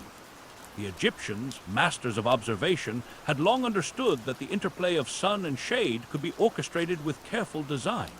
Roofs were flat and often accessible, their surfaces capturing breezes and channeling them downward into rooms below. Courtyards, shaded by overhanging structures or the latticework of wooden screens, became natural conduits for cooled air, creating spaces that invited rest, conversation, and quiet labor alike. Even in the hum of daily activity, the principles of passive cooling shaped life. In gardens, pools were placed deliberately to reflect light upward, softening harsh rays and creating microclimates of comfort. Palm trees, carefully positioned, provided intermittent shade, their fronds rustling gently in the wind to circulate air in natural eddies. The desert heat, though ever present, was rendered manageable through patience, observation, and the quiet ingenuity embedded in centuries of domestic and civic architecture. Potters' hands, working in shaded alcoves or workshops, continued to shape clay into vessels that would serve as silent mediators between humans and their environment. Each jar, amphora, or basin contributed to the delicate balance of water, air, and evaporation. The subtle movement of cooled air, guided through lattices or across courtyard pools, was amplified by these vessels, providing comfort that was almost imperceptible yet vital to survival. In this orchestration, humans became collaborators with nature rather than its adversaries, blending craft, observation, and patience into a coherent system that worked harmoniously with the elements. In the grandest palaces, the same principles were elevated to architectural poetry. Thick mud-brick walls absorbed heat slowly, releasing it only after sunset. Courtyards were vast, often punctuated by reflecting pools and shaded walkways. Windows and screens were precisely oriented to maximize northern breezes while minimizing exposure to the harsh midday sun. Even the pharaoh's chambers, adorned with gold and painted murals, relied on the same wisdom as common homes, an understanding that air, light, and the careful placement of water could harmonize human comfort with the relentless desert. This delicate dialogue between human ingenuity and natural forces was both practical and meditative. Every shadow, every ripple of water, every cooling breeze was part of an invisible choreography designed to sustain life under extreme conditions. Egyptians learned to read the subtle signs of wind and light, to anticipate the movement of air and the release of heat from walls and vessels. In doing so, they created spaces that were not only habitable, but imbued with quiet poetry, a seamless blend of observation, craft, and the patient hand of experience. As the sun began its slow descent, painting the desert in hues of amber and gold, the cumulative effect of these measures became more apparent. Courtyards cooled gradually, their pools reflecting the fading light, while lattices cast intricate shadows across walls and floors. The Egyptians had learned to work with the desert's rhythm, rather than against it, aligning every architectural feature to the natural movements of air, shade, and water. Even the faintest breeze, guided through open windows and across water jars, became an instrument of relief, a subtle current that carried the promise of comfort into every room. Markets and workshops, usually bustling with life, took on a different cadence as the heat softened. Potters inspected their vessels for subtle imperfections, knowing that even a minor variation in porosity could influence the rate of evaporation and the efficacy of cooling. Tradespeople moved slowly, appreciating the interplay of light and shadow, allowing themselves and their goods to benefit from the carefully orchestrated microclimates that surrounded them. In this way, knowledge and craft merged seamlessly, producing not only objects of utility, but instruments of environmental harmony. Gardens, too, played a crucial role in this natural system. Pools shimmered beneath the fronds of date palms, their surfaces reflecting golden light while adding moisture to the air. Shaded walkways and trellised vines guided currents through open spaces, creating pockets of comfort for those who paused beneath them. Every placement, the arc of a tree, the depth of a pool, the orientation of a pergola, was intentional, designed to modulate the desert's intensity and prolong the intervals of calm. The Egyptians understood that the desert's power could be softened, its heat tempered not by force, but by careful observation, patience, and subtle alignment with natural forces. Even the grandest palaces, with their gilded surfaces and painted halls, bowed to this quiet wisdom. Architectural grandeur never dismissed the desert's dictates. It incorporated them, elevating practical necessity into art. Thick walls, high courtyards, and reflective pools all collaborated to create a climate both livable and serene. The pharaoh, like common citizens, was a participant in this delicate orchestration, surrounded by water, shade, and carefully guided airflow. Here, human knowledge and natural forces coexisted in perfect equilibrium, a silent testament to the intellect and patience of generations. And as evening approached, the first hints of cool night air began to stir across rooftops and courtyards. Shadows lengthened, water jars glistened faintly in the dying light, and the desert itself seemed to inhale and release with quiet satisfaction. The stage was set for nightfall, for the return of rituals, dreams, and divine guardianship. The balance between human craft and natural patience, achieved through shade, water, and observation, would once again welcome the gentle sigh of the desert's cool breath. As twilight settled, the desert exhaled, and the carefully arranged interplay of air, shade, and water began to fulfill its quiet promise. Courtyards, cooled by evaporating jars and shaded walkways, became sanctuaries where families could gather, converse, or simply rest from the day's labors. Pools reflected the soft light of dusk, their surfaces catching the last rays of the sun and transforming them into gentle luminescence that illuminated gardens and courtyards alike. Every element, from latticework to water, worked in concert to create spaces of serene respite. In the quieter corners of workshops and markets, potters paused to observe their creations in the cooling light. The amphorae and jars, shaped with care and wisdom, had performed their silent labor throughout the heat of the day. Their surfaces glistened faintly with residual moisture, and a subtle breeze carried the evaporation into the surrounding air, softening the lingering warmth. The Egyptians had perfected this dialogue with nature, turning everyday objects into instruments that modulated the environment with an almost invisible hand. Even the humblest homes benefited from these principles. Open windows, angled lattices, and shallow pools in courtyards channeled the desert's last warmth into soothing currents, providing relief to bodies tired from labor under relentless sun. Fragrant oils hung lightly in the air, combining with the coolness to create a sense of ease that extended beyond the physical into the realm of mind and spirit. The Egyptians recognized that survival was inseparable from comfort. and that environmental mastery was itself an art, cultivated with observation, patience, and intention. Grand palaces, meanwhile, elevated these practical measures to architectural poetry.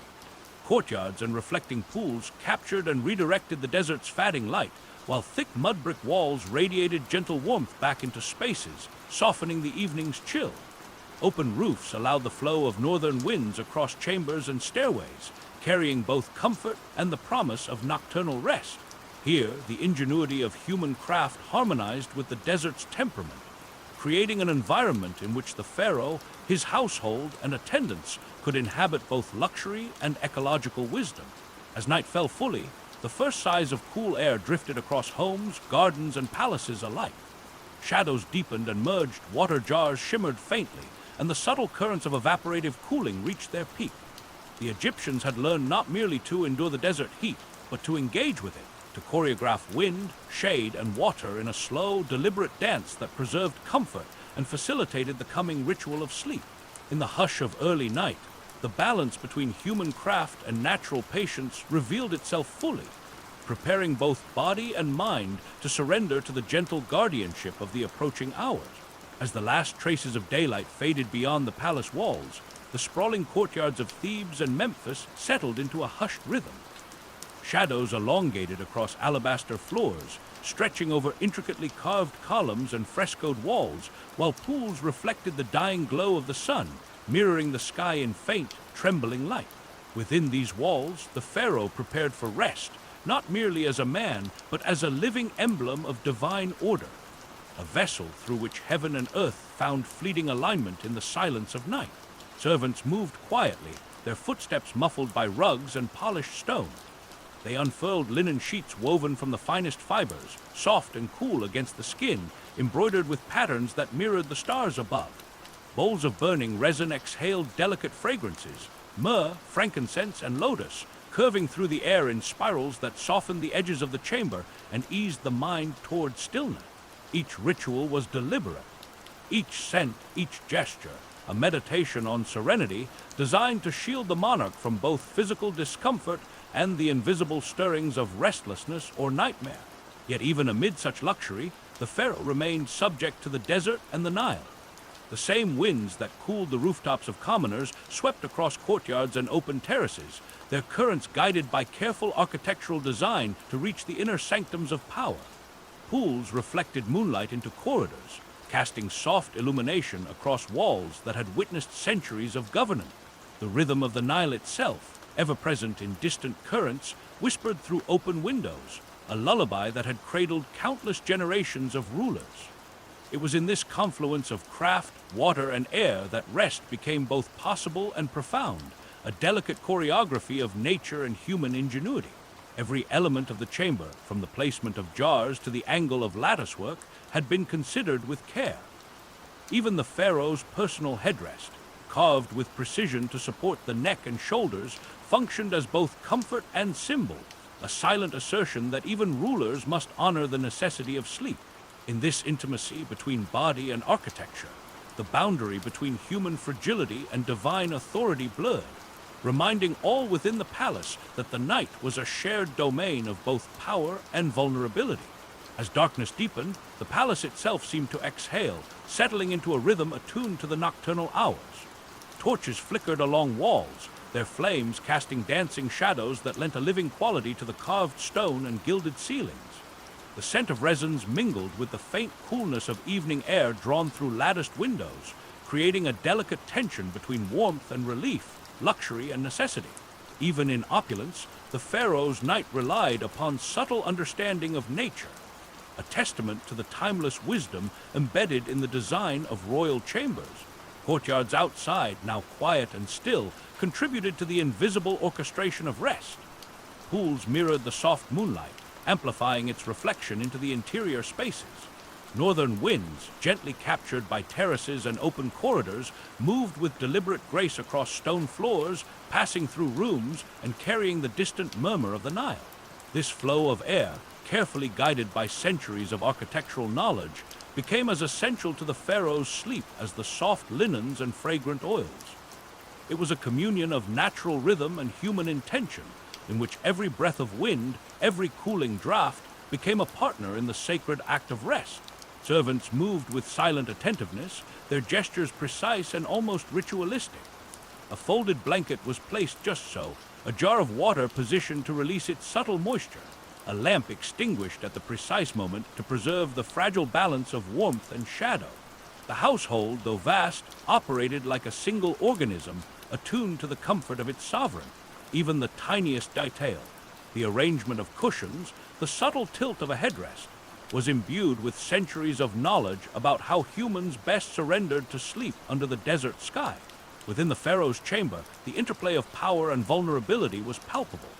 Here, in the silence of night, authority yielded to the necessity of rest, and the human form, though exalted, became fragile.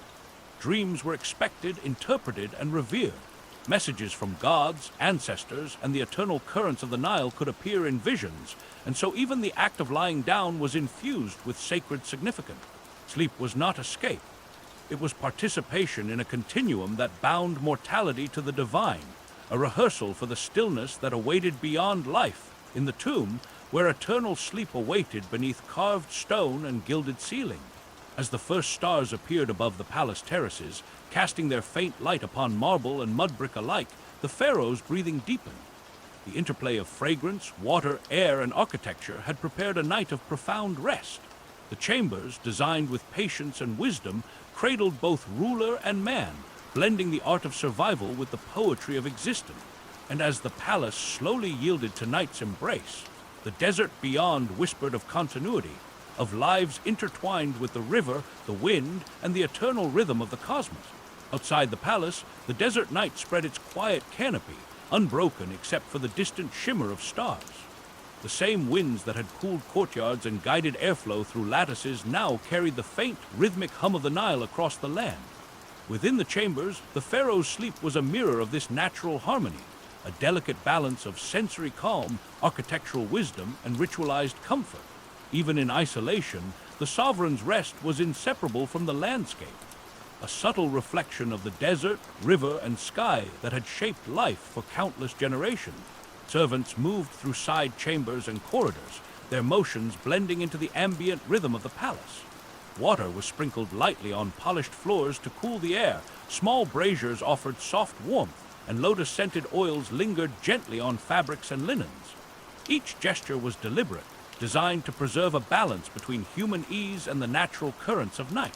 Here, as in every home and temple, the Egyptians demonstrated the quiet mastery of environment, the ability to shape air, scent, light, and shadow into instruments of comfort, even for those elevated above common life. Pools within the palace courtyards reflected moonlight in languid dancing patterns, softening the edges of stone walls and gilded reliefs. The gentle lapping of water against stone became a lullaby, echoing faintly through open corridors, harmonizing with the pharaoh's steady breathing. Even the most intricate murals, depicting gods, celestial patterns, and scenes of life, seemed to bend toward serenity under this nocturnal light. In every detail, from architecture to objects to ritual, the night became an extension of human care and ingenuity, offering a sanctuary not merely of luxury, but of attentiveness to the body, mind, and spirit. The pharaoh's head rested upon a carved wooden support, carefully shaped to cradle the neck and shoulders. Linen, soft and fragrant, wrapped around the body with a gentle weight, grounding the sleeper while allowing freedom of breath. The subtle cool of evening air, drawn through lattices and across pools, brushed against skin in delicate currents, carrying the faint scent of myrrh and lotus, while the distant murmur of the river reminded the sleeper of the broader world, of life flowing onward, eternal and constant. In these moments, rest was both intimate and expansive, a connection between the self, the household, the environment, and the cosmos. Even as the pharaoh's chest rose and fell in measured rhythm, the palace itself seemed to participate in the act of sleep. Walls radiated gentle warmth, lattices guided the soft northern breeze, and jars of water released their moisture with near imperceptible slowness. Every element collaborated, creating a space where power and mortality intertwined seamlessly. Sleep here was not mere reprieve. It was ritual, it was art, it was a quiet testament to the enduring knowledge of the Egyptians. As midnight approached, the palace surrendered fully to stillness. The faint rustle of servants' robes had long ceased, The soft flicker of dying torches cast fleeting shadows that stretched and faded across walls adorned with hieroglyphs and divine imagery. The pharaoh, wrapped in linen as cool as desert night air, rested beneath gilded ceilings that captured the faint glow of moonlight. Here, in the most exalted chambers of Egypt, sleep became a delicate convergence of craftsmanship, ritual, and nature's quiet generosity. Pools within courtyards mirrored the heavens above, their surfaces trembling faintly with the whisper of evening winds. Fronds of palms swayed gently, their leaves brushing one another and sending minor currents across terraces. Even the faintest sound, a dripping of water from a jar, the sigh of wind through latticework, was measured, subdued, harmonized to maintain a serene environment. The pharaoh's slumber, like the palace itself, relied upon centuries of accumulated wisdom. Knowledge passed down through generations about how architecture, air, water, and ritual could unite to cradle life against the desert's extremes. The interplay of fragrance and temperature reached its fullest refinement. Resins, softly burning in alabaster bowls, released aromatic clouds that mingled with the gentle chill carried from open windows. Lotus, myrrh, and frankincense formed an invisible canopy over the chambers, a subtle signal to the senses that the day's labors were concluded and that now surrender to rest was appropriate. Even the pharaoh's attendants, who once navigated corridors with silent purpose, were themselves softened by the enveloping calm, moving only when the work of the night demanded it. In these moments, sleep was inseparable from power and ritual. Dreams were anticipated, not feared. They were messages, reflections, or omens, interpreted with care by priests and scholars alike. The pharaoh's slumber was both human and divine, bridging mortal fragility and cosmic authority. Every breath, every heartbeat, resonated with the rhythm of palace life and the broader currents of nature. The whisper of the Nile, the hum of the desert night, the unbroken cycle of wind and water that had been shaped into instruments of comfort across centuries. And as the night deepened, a profound quiet settled over the royal chambers. The cool touch of linens, the gentle movement of air, the scent of resins, and the reflective pools worked together in a slow, deliberate harmony. Here, in the highest echelons of human life, the Egyptians achieved what they had sought across generations. A night of true rest, where the labor of observation, craft, and ritual converged to cradle body, mind, and spirit. Outside, the desert and the Nile continued their patient dialogue, unseen but ever present, guarding the slumber of both rulers and the land itself. As the night advanced toward its deepest hours, the palace became a vessel of quietude, a space where luxury and necessity coalesced seamlessly. The pharaoh slept beneath ceilings gilded with stars and sun disks, while every stone, every carved relief seemed to pulse with the rhythm of nocturnal life. The carefully designed interplay of air, shade, and water had transformed these chambers into an environment that both protected and nurtured, a sanctuary in which the human form could surrender fully to rest. Even in these exalted spaces, the principles that guided common homes remained paramount. Cool breezes drawn through latticed windows passed over water jars and reflecting pools, carrying the subtle scent of lotus and myrrh. The pharaoh's chamber, vast and adorned, became a microcosm of the Egyptian mastery of climate. Architecture, craft, and nature entwined in a slow, deliberate ballet of air and light. The sheets and linens, carefully woven and perfumed, invited ease, while wooden headrests offered support designed to cradle the body without constraint. Every detail, every gesture was calibrated to foster tranquility, not merely physical comfort, but also mental and spiritual serenity. The hushed murmur of the Nile, distant yet ever present, reached the palace walls as a gentle undercurrent, blending with the soft sigh of wind through the terraces. This persistent rhythm of water and air mirrored the pharaoh's own breathing, creating a subtle continuity between human life and the eternal cycles of nature. Within this convergence, sleep became not only necessary but sacred, a bridge linking mortal vulnerability with cosmic order. The grandeur of the palace did not remove the pharaoh from the desert and river. Rather, it translated their lessons into a heightened, orchestrated form, harmonizing human ingenuity with the natural world. Servants, attentive yet unobtrusive, ensured that the equilibrium remained undisturbed. A single flicker of torchlight, a carefully placed water jar, the gentle rearrangement of a pillow, all gestures designed to preserve the sanctuary of sleep. Here, in the hush of night, power and mortality intertwined seamlessly. The pharaoh's body rested. The mind, though aware of its divine responsibilities, could drift, buoyed by the measured comforts of the chamber and the gentle guardianship of the environment.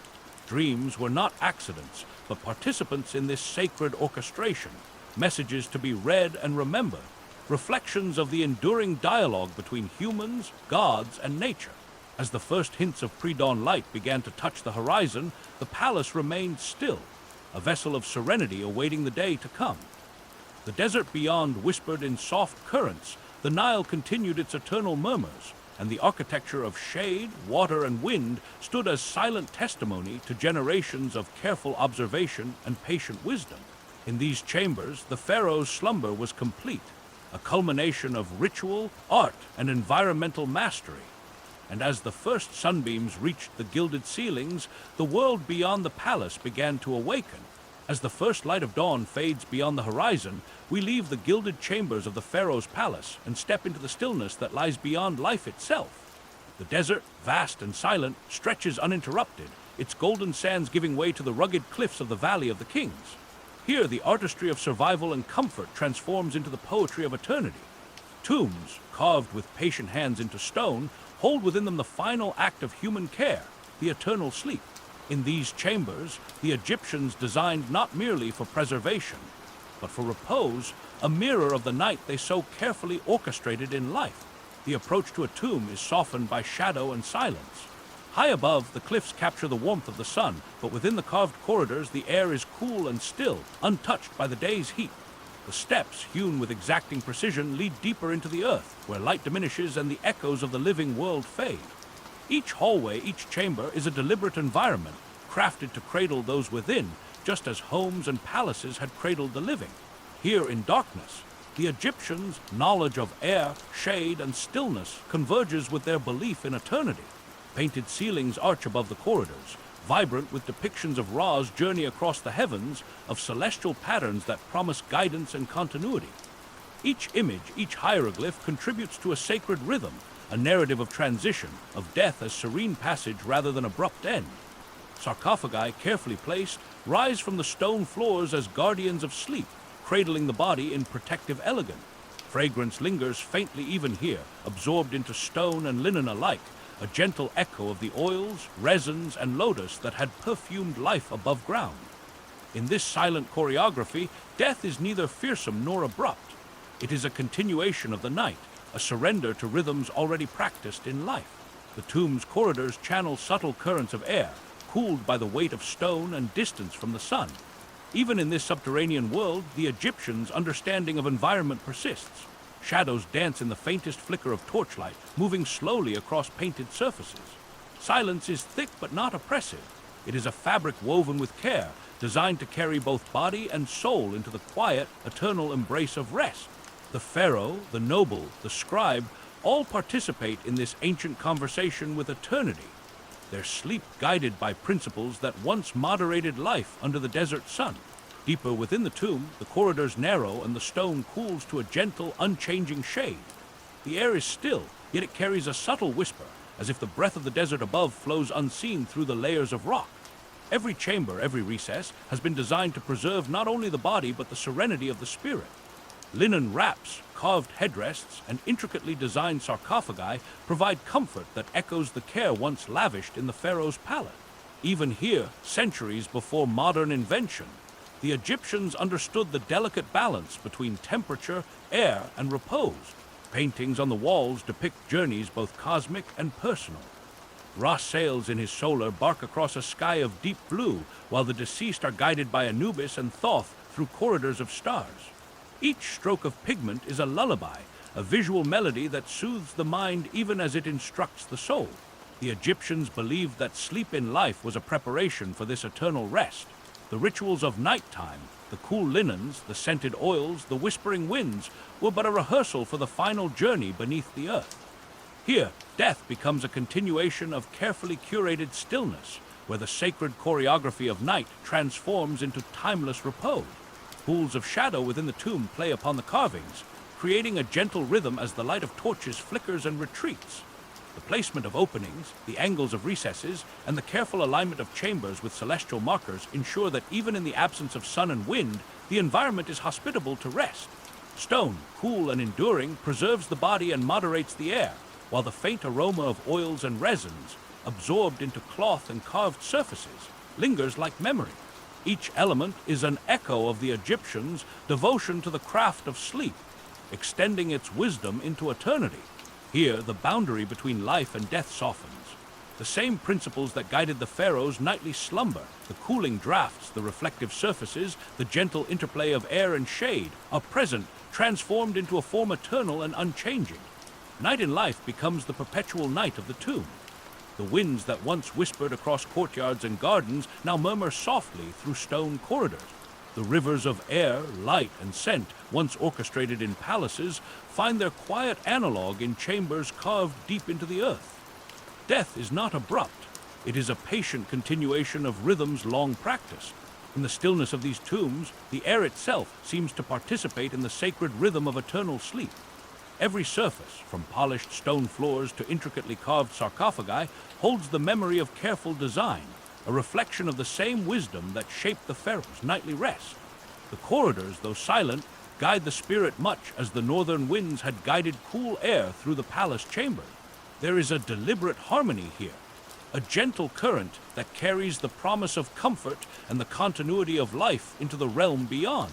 Sarcophagi stand like silent sentinels, each carved with meticulous care to hold the body in dignified repose. Linen wrappings, softened and perfumed with the faint aroma of lotus and myrrh, preserve the flesh and soothe the senses. Even the headrests, small wooden cradles designed to support the neck, echo the gestures of care that once accompanied slumber in the world above. Every detail, no matter how small, reflects a profound understanding. That sleep, whether in life or death, is sacred, and that comfort is inseparable from the gentle flow of air, the whisper of shadow, and the soft presence of ritual. Above, ceilings painted with celestial scenes chart the course of the sun god Ra, weaving a narrative of night and day, life and rebirth. Stars and constellations dance across the vaults, guiding the deceased along their journey through the afterlife. Time in this subterranean realm is suspended. There is no urgency, no clamor of hours or days. Only the gentle pulse of existence remains, carried by the architecture, the scents, and the visual hymns that adorn the wall. The Egyptians' devotion to rhythm, to patience, and to alignment with cosmic forces transforms the tomb into a sanctuary of unbroken serenity.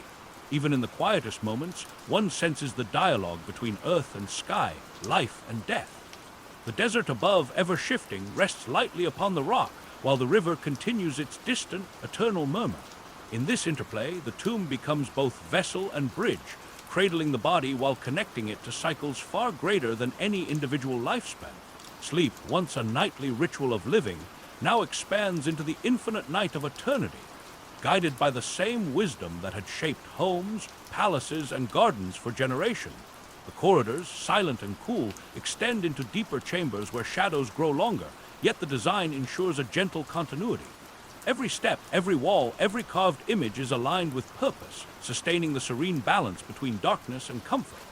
And as the sands above continue their slow migration, one understands that in Egypt, the art of sleep transcended life itself. It became a dialogue with eternity, a tender surrender to the breath of the earth. Deeper still, the tombs open into grand chambers, spaces carved to honor both the individual and the cosmos. Here, the sarcophagi rest in quiet rows, each meticulously placed so that the journey of the soul may continue unimpeded. The air is cool, imbued with the faint trace of oils that have seeped into the stone over centuries, preserving a subtle fragrance of life beyond its passing. In these spaces, sleep becomes both a physical and spiritual state, a careful balance of care, ritual, and the invisible presence of the eternal. Ceilings stretch overhead, painted with stars and solar motifs, tracing Ra's daily passage and mapping the cycles of eternity. Each constellation, each hieroglyph, acts as a guide and companion, a silent witness to the unbroken night of the departed. The Egyptians believed that the journey through death mirrored the rhythms of life, that rest itself could be a conduit to the divine. And so the tombs, like the homes and palaces before them, are instruments of gentle orchestration, where air, scent, and space converge to cradle the body and spirit alike. Pools of shadow deepen the sense of stillness, their surfaces absorbing the faint flicker of torchlight, reflecting the painted images as if they were alive.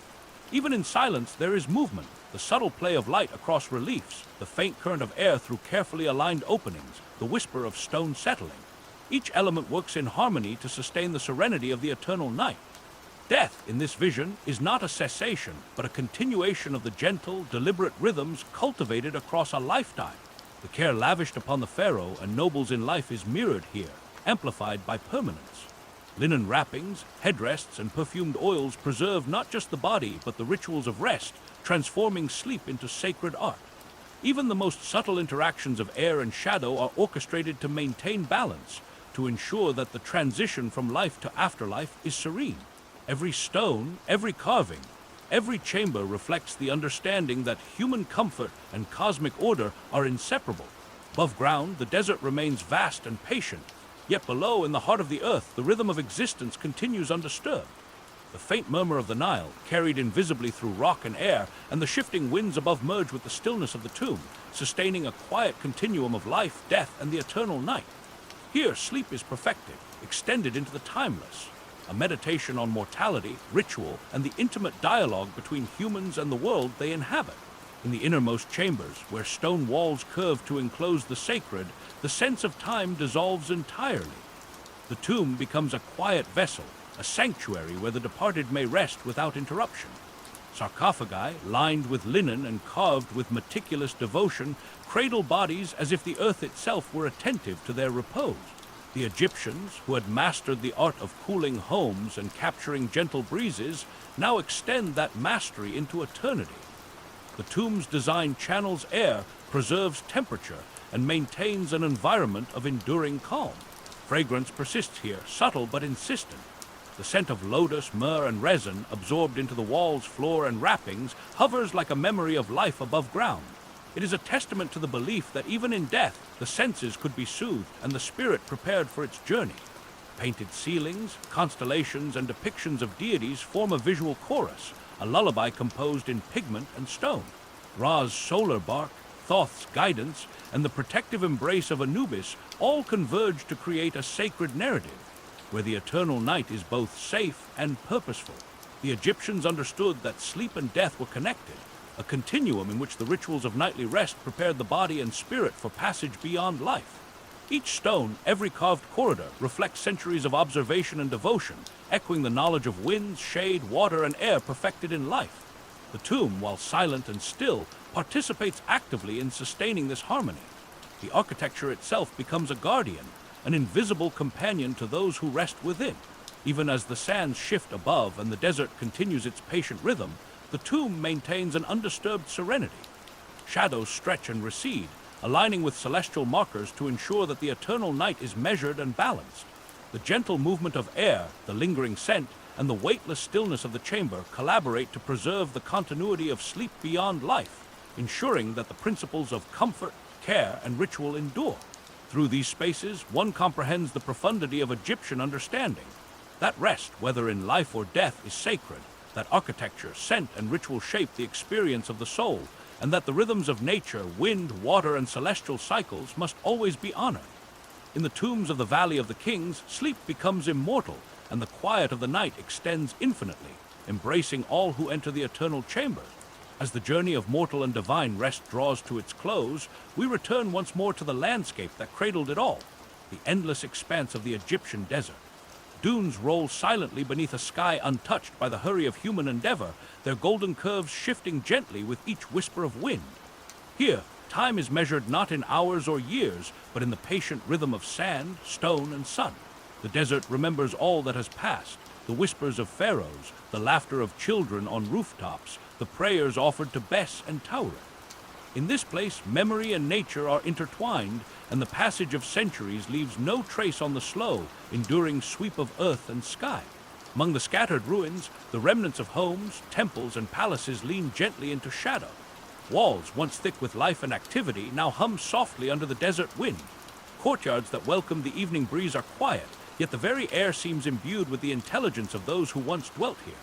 Every structure, every stone, tells a story not only of survival, but of harmony, a dialogue between humans and the elements that allowed sleep to be more than mere slumber. The Egyptians listened carefully, to the wind that carried cool relief, to the sun that shaped their days, to the river that provided life. They learned not to conquer nature, but to inhabit it thoughtfully, to co-create spaces that honored both the body and the spirit. The Nile flows beneath the patient stars, a constant companion to the desert's ancient rhythm. Its waters murmur softly in the quiet night, and even now the gentle rise and fall of its current seems to echo the nocturnal sighs of centuries past. In the hush of river and sand, one senses the same principles that guided every rooftop, courtyard, and tomb. A subtle choreography of air, shade, scent, and quiet. Sleep, whether for the humble or the pharaoh, is revealed as a meditation, a conscious surrender to the rhythm of the natural world. Here, in the vastness of time and space, the ephemeral and the eternal meet. The desert, patient and unchanging, serves as a final witness to the artistry of life and rest. The homes that once sheltered families, the palaces that cradled kings, the tombs that embraced the dead, all are now part of the enduring landscape. And in their stillness, they continue to teach. That sleep in all its forms is a ritual, a blessing, and a bridge connecting humanity to the greater currents of the world. As the sun dips beneath the distant dunes, the desert exhales a quiet sigh. Shadows stretch across the remains of ancient courtyards, falling upon cracked mudbrick walls and the fractured remnants of once vibrant temples. Though time has weathered their surfaces, the intelligence embedded in their construction remains intact. Thick walls, narrow windows, and carefully positioned courtyards, once designed to capture wind and cool the night air, still speak of a profound understanding of environment and comfort. Even in ruins, the rhythm of their design endures, a testament to a civilization that listened rather than forced, observed rather than imposed. The winds hum gently through the abandoned spaces, carrying the faint memory of laughter, prayers, and the soft rustle of linen. Roofs, long empty, recall the nights when families lay beneath the stars, tracing constellations with their eyes and inhaling the cool breath of evening. The scent of lotus and myrrh, now faded, still lingers in the imagination, an echo of the rituals that accompanied rest. In this quiet reflection, one realizes that sleep for the Egyptians was never merely a biological necessity. It was an art, a dialogue with the cosmos, and a tender rehearsal for the ultimate journey into eternity. Along the banks of the Nile, the river continues its patient course. Fish glide beneath its shimmering surface, and reeds sway gently as though in quiet homage to the generations who depended upon its waters. Mothers once washed linens here, fishermen returned with their nets, and the evening breeze carried relief from the desert's relentless heat. Even now, the air rising from the river cools the surrounding land, a subtle reminder of the harmony between human endeavor and nature's generosity. The Nile remains a constant witness, linking the rhythms of life to the unbroken stillness of night. As stars emerge overhead, the desert seems to expand beyond sight, stretching into infinity. Each grain of sand, each curve of the dunes holds memory, holding the echoes of homes, palaces, and tombs that once breathed beneath the sun. Time moves differently here, slower, deliberate, reflective, allowing the mind to drift alongside the rhythms of earth and sky. In this space, the legacy of Egyptian ingenuity and reverence for natural rhythm becomes clear. The art of rest was never separate from life itself, but interwoven with wind, shade, water, and the patient cadence of the night. The desert, in its quiet endurance, preserves the memory of human endeavor not through monuments alone, but through the very silence that blankets the land. Each dune seems to breathe with the weight of centuries, its contours shaped by wind, sun, and the patient passage of time. Amid this stillness, one can almost hear the soft cadence of nights long past, the gentle steps of children across warm rooftops, the low murmur of conversation as families settled beneath the evening sky, the hushed prayers offered to gods who watched over sleep. All of it lingers, not as sound, but as a resonance embedded in the land itself.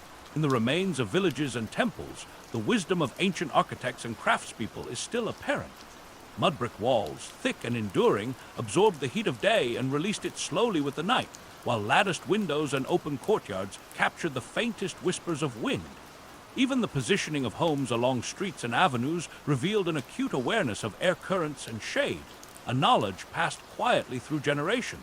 Here, the physical landscape becomes a chronicle of thought, an archive of lives shaped by observation and reverence for the natural world. The Nile, ever patient, winds like a silver thread through the vastness of the desert. Its waters shimmer under the growing canopy of stars, reflecting constellations that guided not only navigation but the rhythms of rest and ritual. Fishermen and mothers, whose presence is now long gone, once relied upon the river to temper heat, to bring relief at dusk, to sustain life itself. In its enduring flow, there is a continuity of motion, a reminder that life and rest, toil and repose are inseparable from the cycles of the earth. The desert and river, in quiet unison, have always provided the stage upon which human sleep, ritualized, poetic, sacred, could unfold. Above, the stars glimmer with patient constancy, their light tracing pathways that ancient eyes once followed in wonder. The Egyptians observed these patterns, aligning their homes, their rituals, and even their tombs with the cosmic rhythms overhead. Sleep, both nightly and eternal, was understood as part of a larger pattern, a subtle dialogue between human presence and the immensity of nature. In this reflection, one senses that the desert itself is a keeper of knowledge, a silent tutor whose lessons in patience, observation, and harmony endure as long as the dunes remain. As the hours of night deepen, the desert's voice grows softer, yet more profound. Shadows lengthen across ruined courtyards and broken temples, folding over one another like gentle waves. The stones themselves seem to remember the footsteps that once traced their surfaces. Priests carrying offerings, children chasing the last rays of sunlight, families settling beneath rooftops prepared for sleep. Even in abandonment, the architecture whispers of a time when every wall, window, and courtyard was attuned to the rhythm of night, designed to cradle the living in comfort and quietude.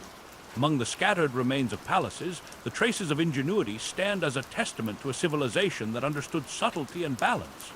The pharaoh's chambers, the common rooftops, the gardens with reflecting pools, all shared a single principle, that human life is best lived in harmony with the breath of the earth. Here, shade, wind, water, and ritual combine to create spaces of gentle repose. The same principles extended to tombs, where architecture, scent, and light were orchestrated to extend comfort into eternity. In every design, there was the understanding that sleep is not merely an act, but a state of communion with the world around and above. The night sky, vast and indifferent, offers its own quiet guidance. Constellations shimmer over the dunes, celestial markers that once charted the passage of the sun and the course of the Nile. They guided daily life and informed the architecture of rest, aligning homes and tombs with patterns in the heavens. Even now, their presence evokes reflection on the continuity of time. The same stars that watched over pharaohs, priests, and peasants alike continue to shine over the desert, indifferent yet faithful, offering a rhythm that persists across millennia. In the hush between dunes, where wind drifts over sand and stone, one senses the desert's gentle insistence. It does not forget, it does not hurry, it endures. The quiet intelligence of those who came before, who listened to wind, water, and sun, resonates still. They understood that nights are long, that dreams are unhurried, and that rest is not simply survival, but a sacred dialogue with the world. In the lingering silence, the lessons of patience, observation, and reverence for nature endure, inviting reflection, stillness, and surrender to the nocturnal rhythm. Across the vast horizon, where sand meets sky, the desert stretches endlessly, a canvas upon which history has been quietly painted. Ruins lie scattered like fragments of memory, their walls softened by wind and time, yet retaining the echoes of life once lived. The faint trace of footsteps, the outline of courtyards, the hollowed remains of wells, all carry the imprint of human care and ingenuity. In every corner, there is evidence of a people who observed, adapted, and harmonized with the elements, turning necessity into a gentle art. The desert, patient and unchanging, holds these lessons as faithfully as it holds the shifting dunes. Here, in the interplay of wind and stone, the wisdom of ancient sleep practices remains visible even without living witnesses. Houses were oriented to catch northern breezes, courtyards allowed the cool night air to circulate, and latticed windows provided relief while preserving privacy. The rituals of evening, rolling out papyrus mats, applying scented oils, adjusting headrests, are silent now, yet their memory persists in the architecture and layout of these spaces. Each gesture, each design choice reflects a deliberate harmony between human life and natural forces, a poetry of care that extended even into the smallest details of nightly rest. The Nile glimmers faintly in the moonlight, its surface calm yet insistent, flowing as it has for millennia. It mirrors the constellations above, carrying the rhythms of day into night, of life into rest. In its patient movement, one senses the continuity that binds the desert, the river, and the people who lived alongside them. The river's breath mingles with the winds from the dunes, a subtle, cooling cadence that cradles the landscape in gentle ease. In this environment, sleep was not merely an escape from heat or toil. It was a deliberate communion with the world, a quiet surrender to its rhythms and patterns. The desert remembers not only the physical forms of human life, but the intention behind them. The care with which homes were constructed, the rituals of rest, the alignment with stars and winds, all are evidence of a civilization that understood patience, observation, and respect. Even as centuries pass and empires fade, the desert retains these lessons, offering them silently to those who pause to listen. In its enduring stillness, there is an invitation to rest, to reflect, to feel the pulse of history carried softly on the night air, and to sleep as they once did beneath the whispering sky.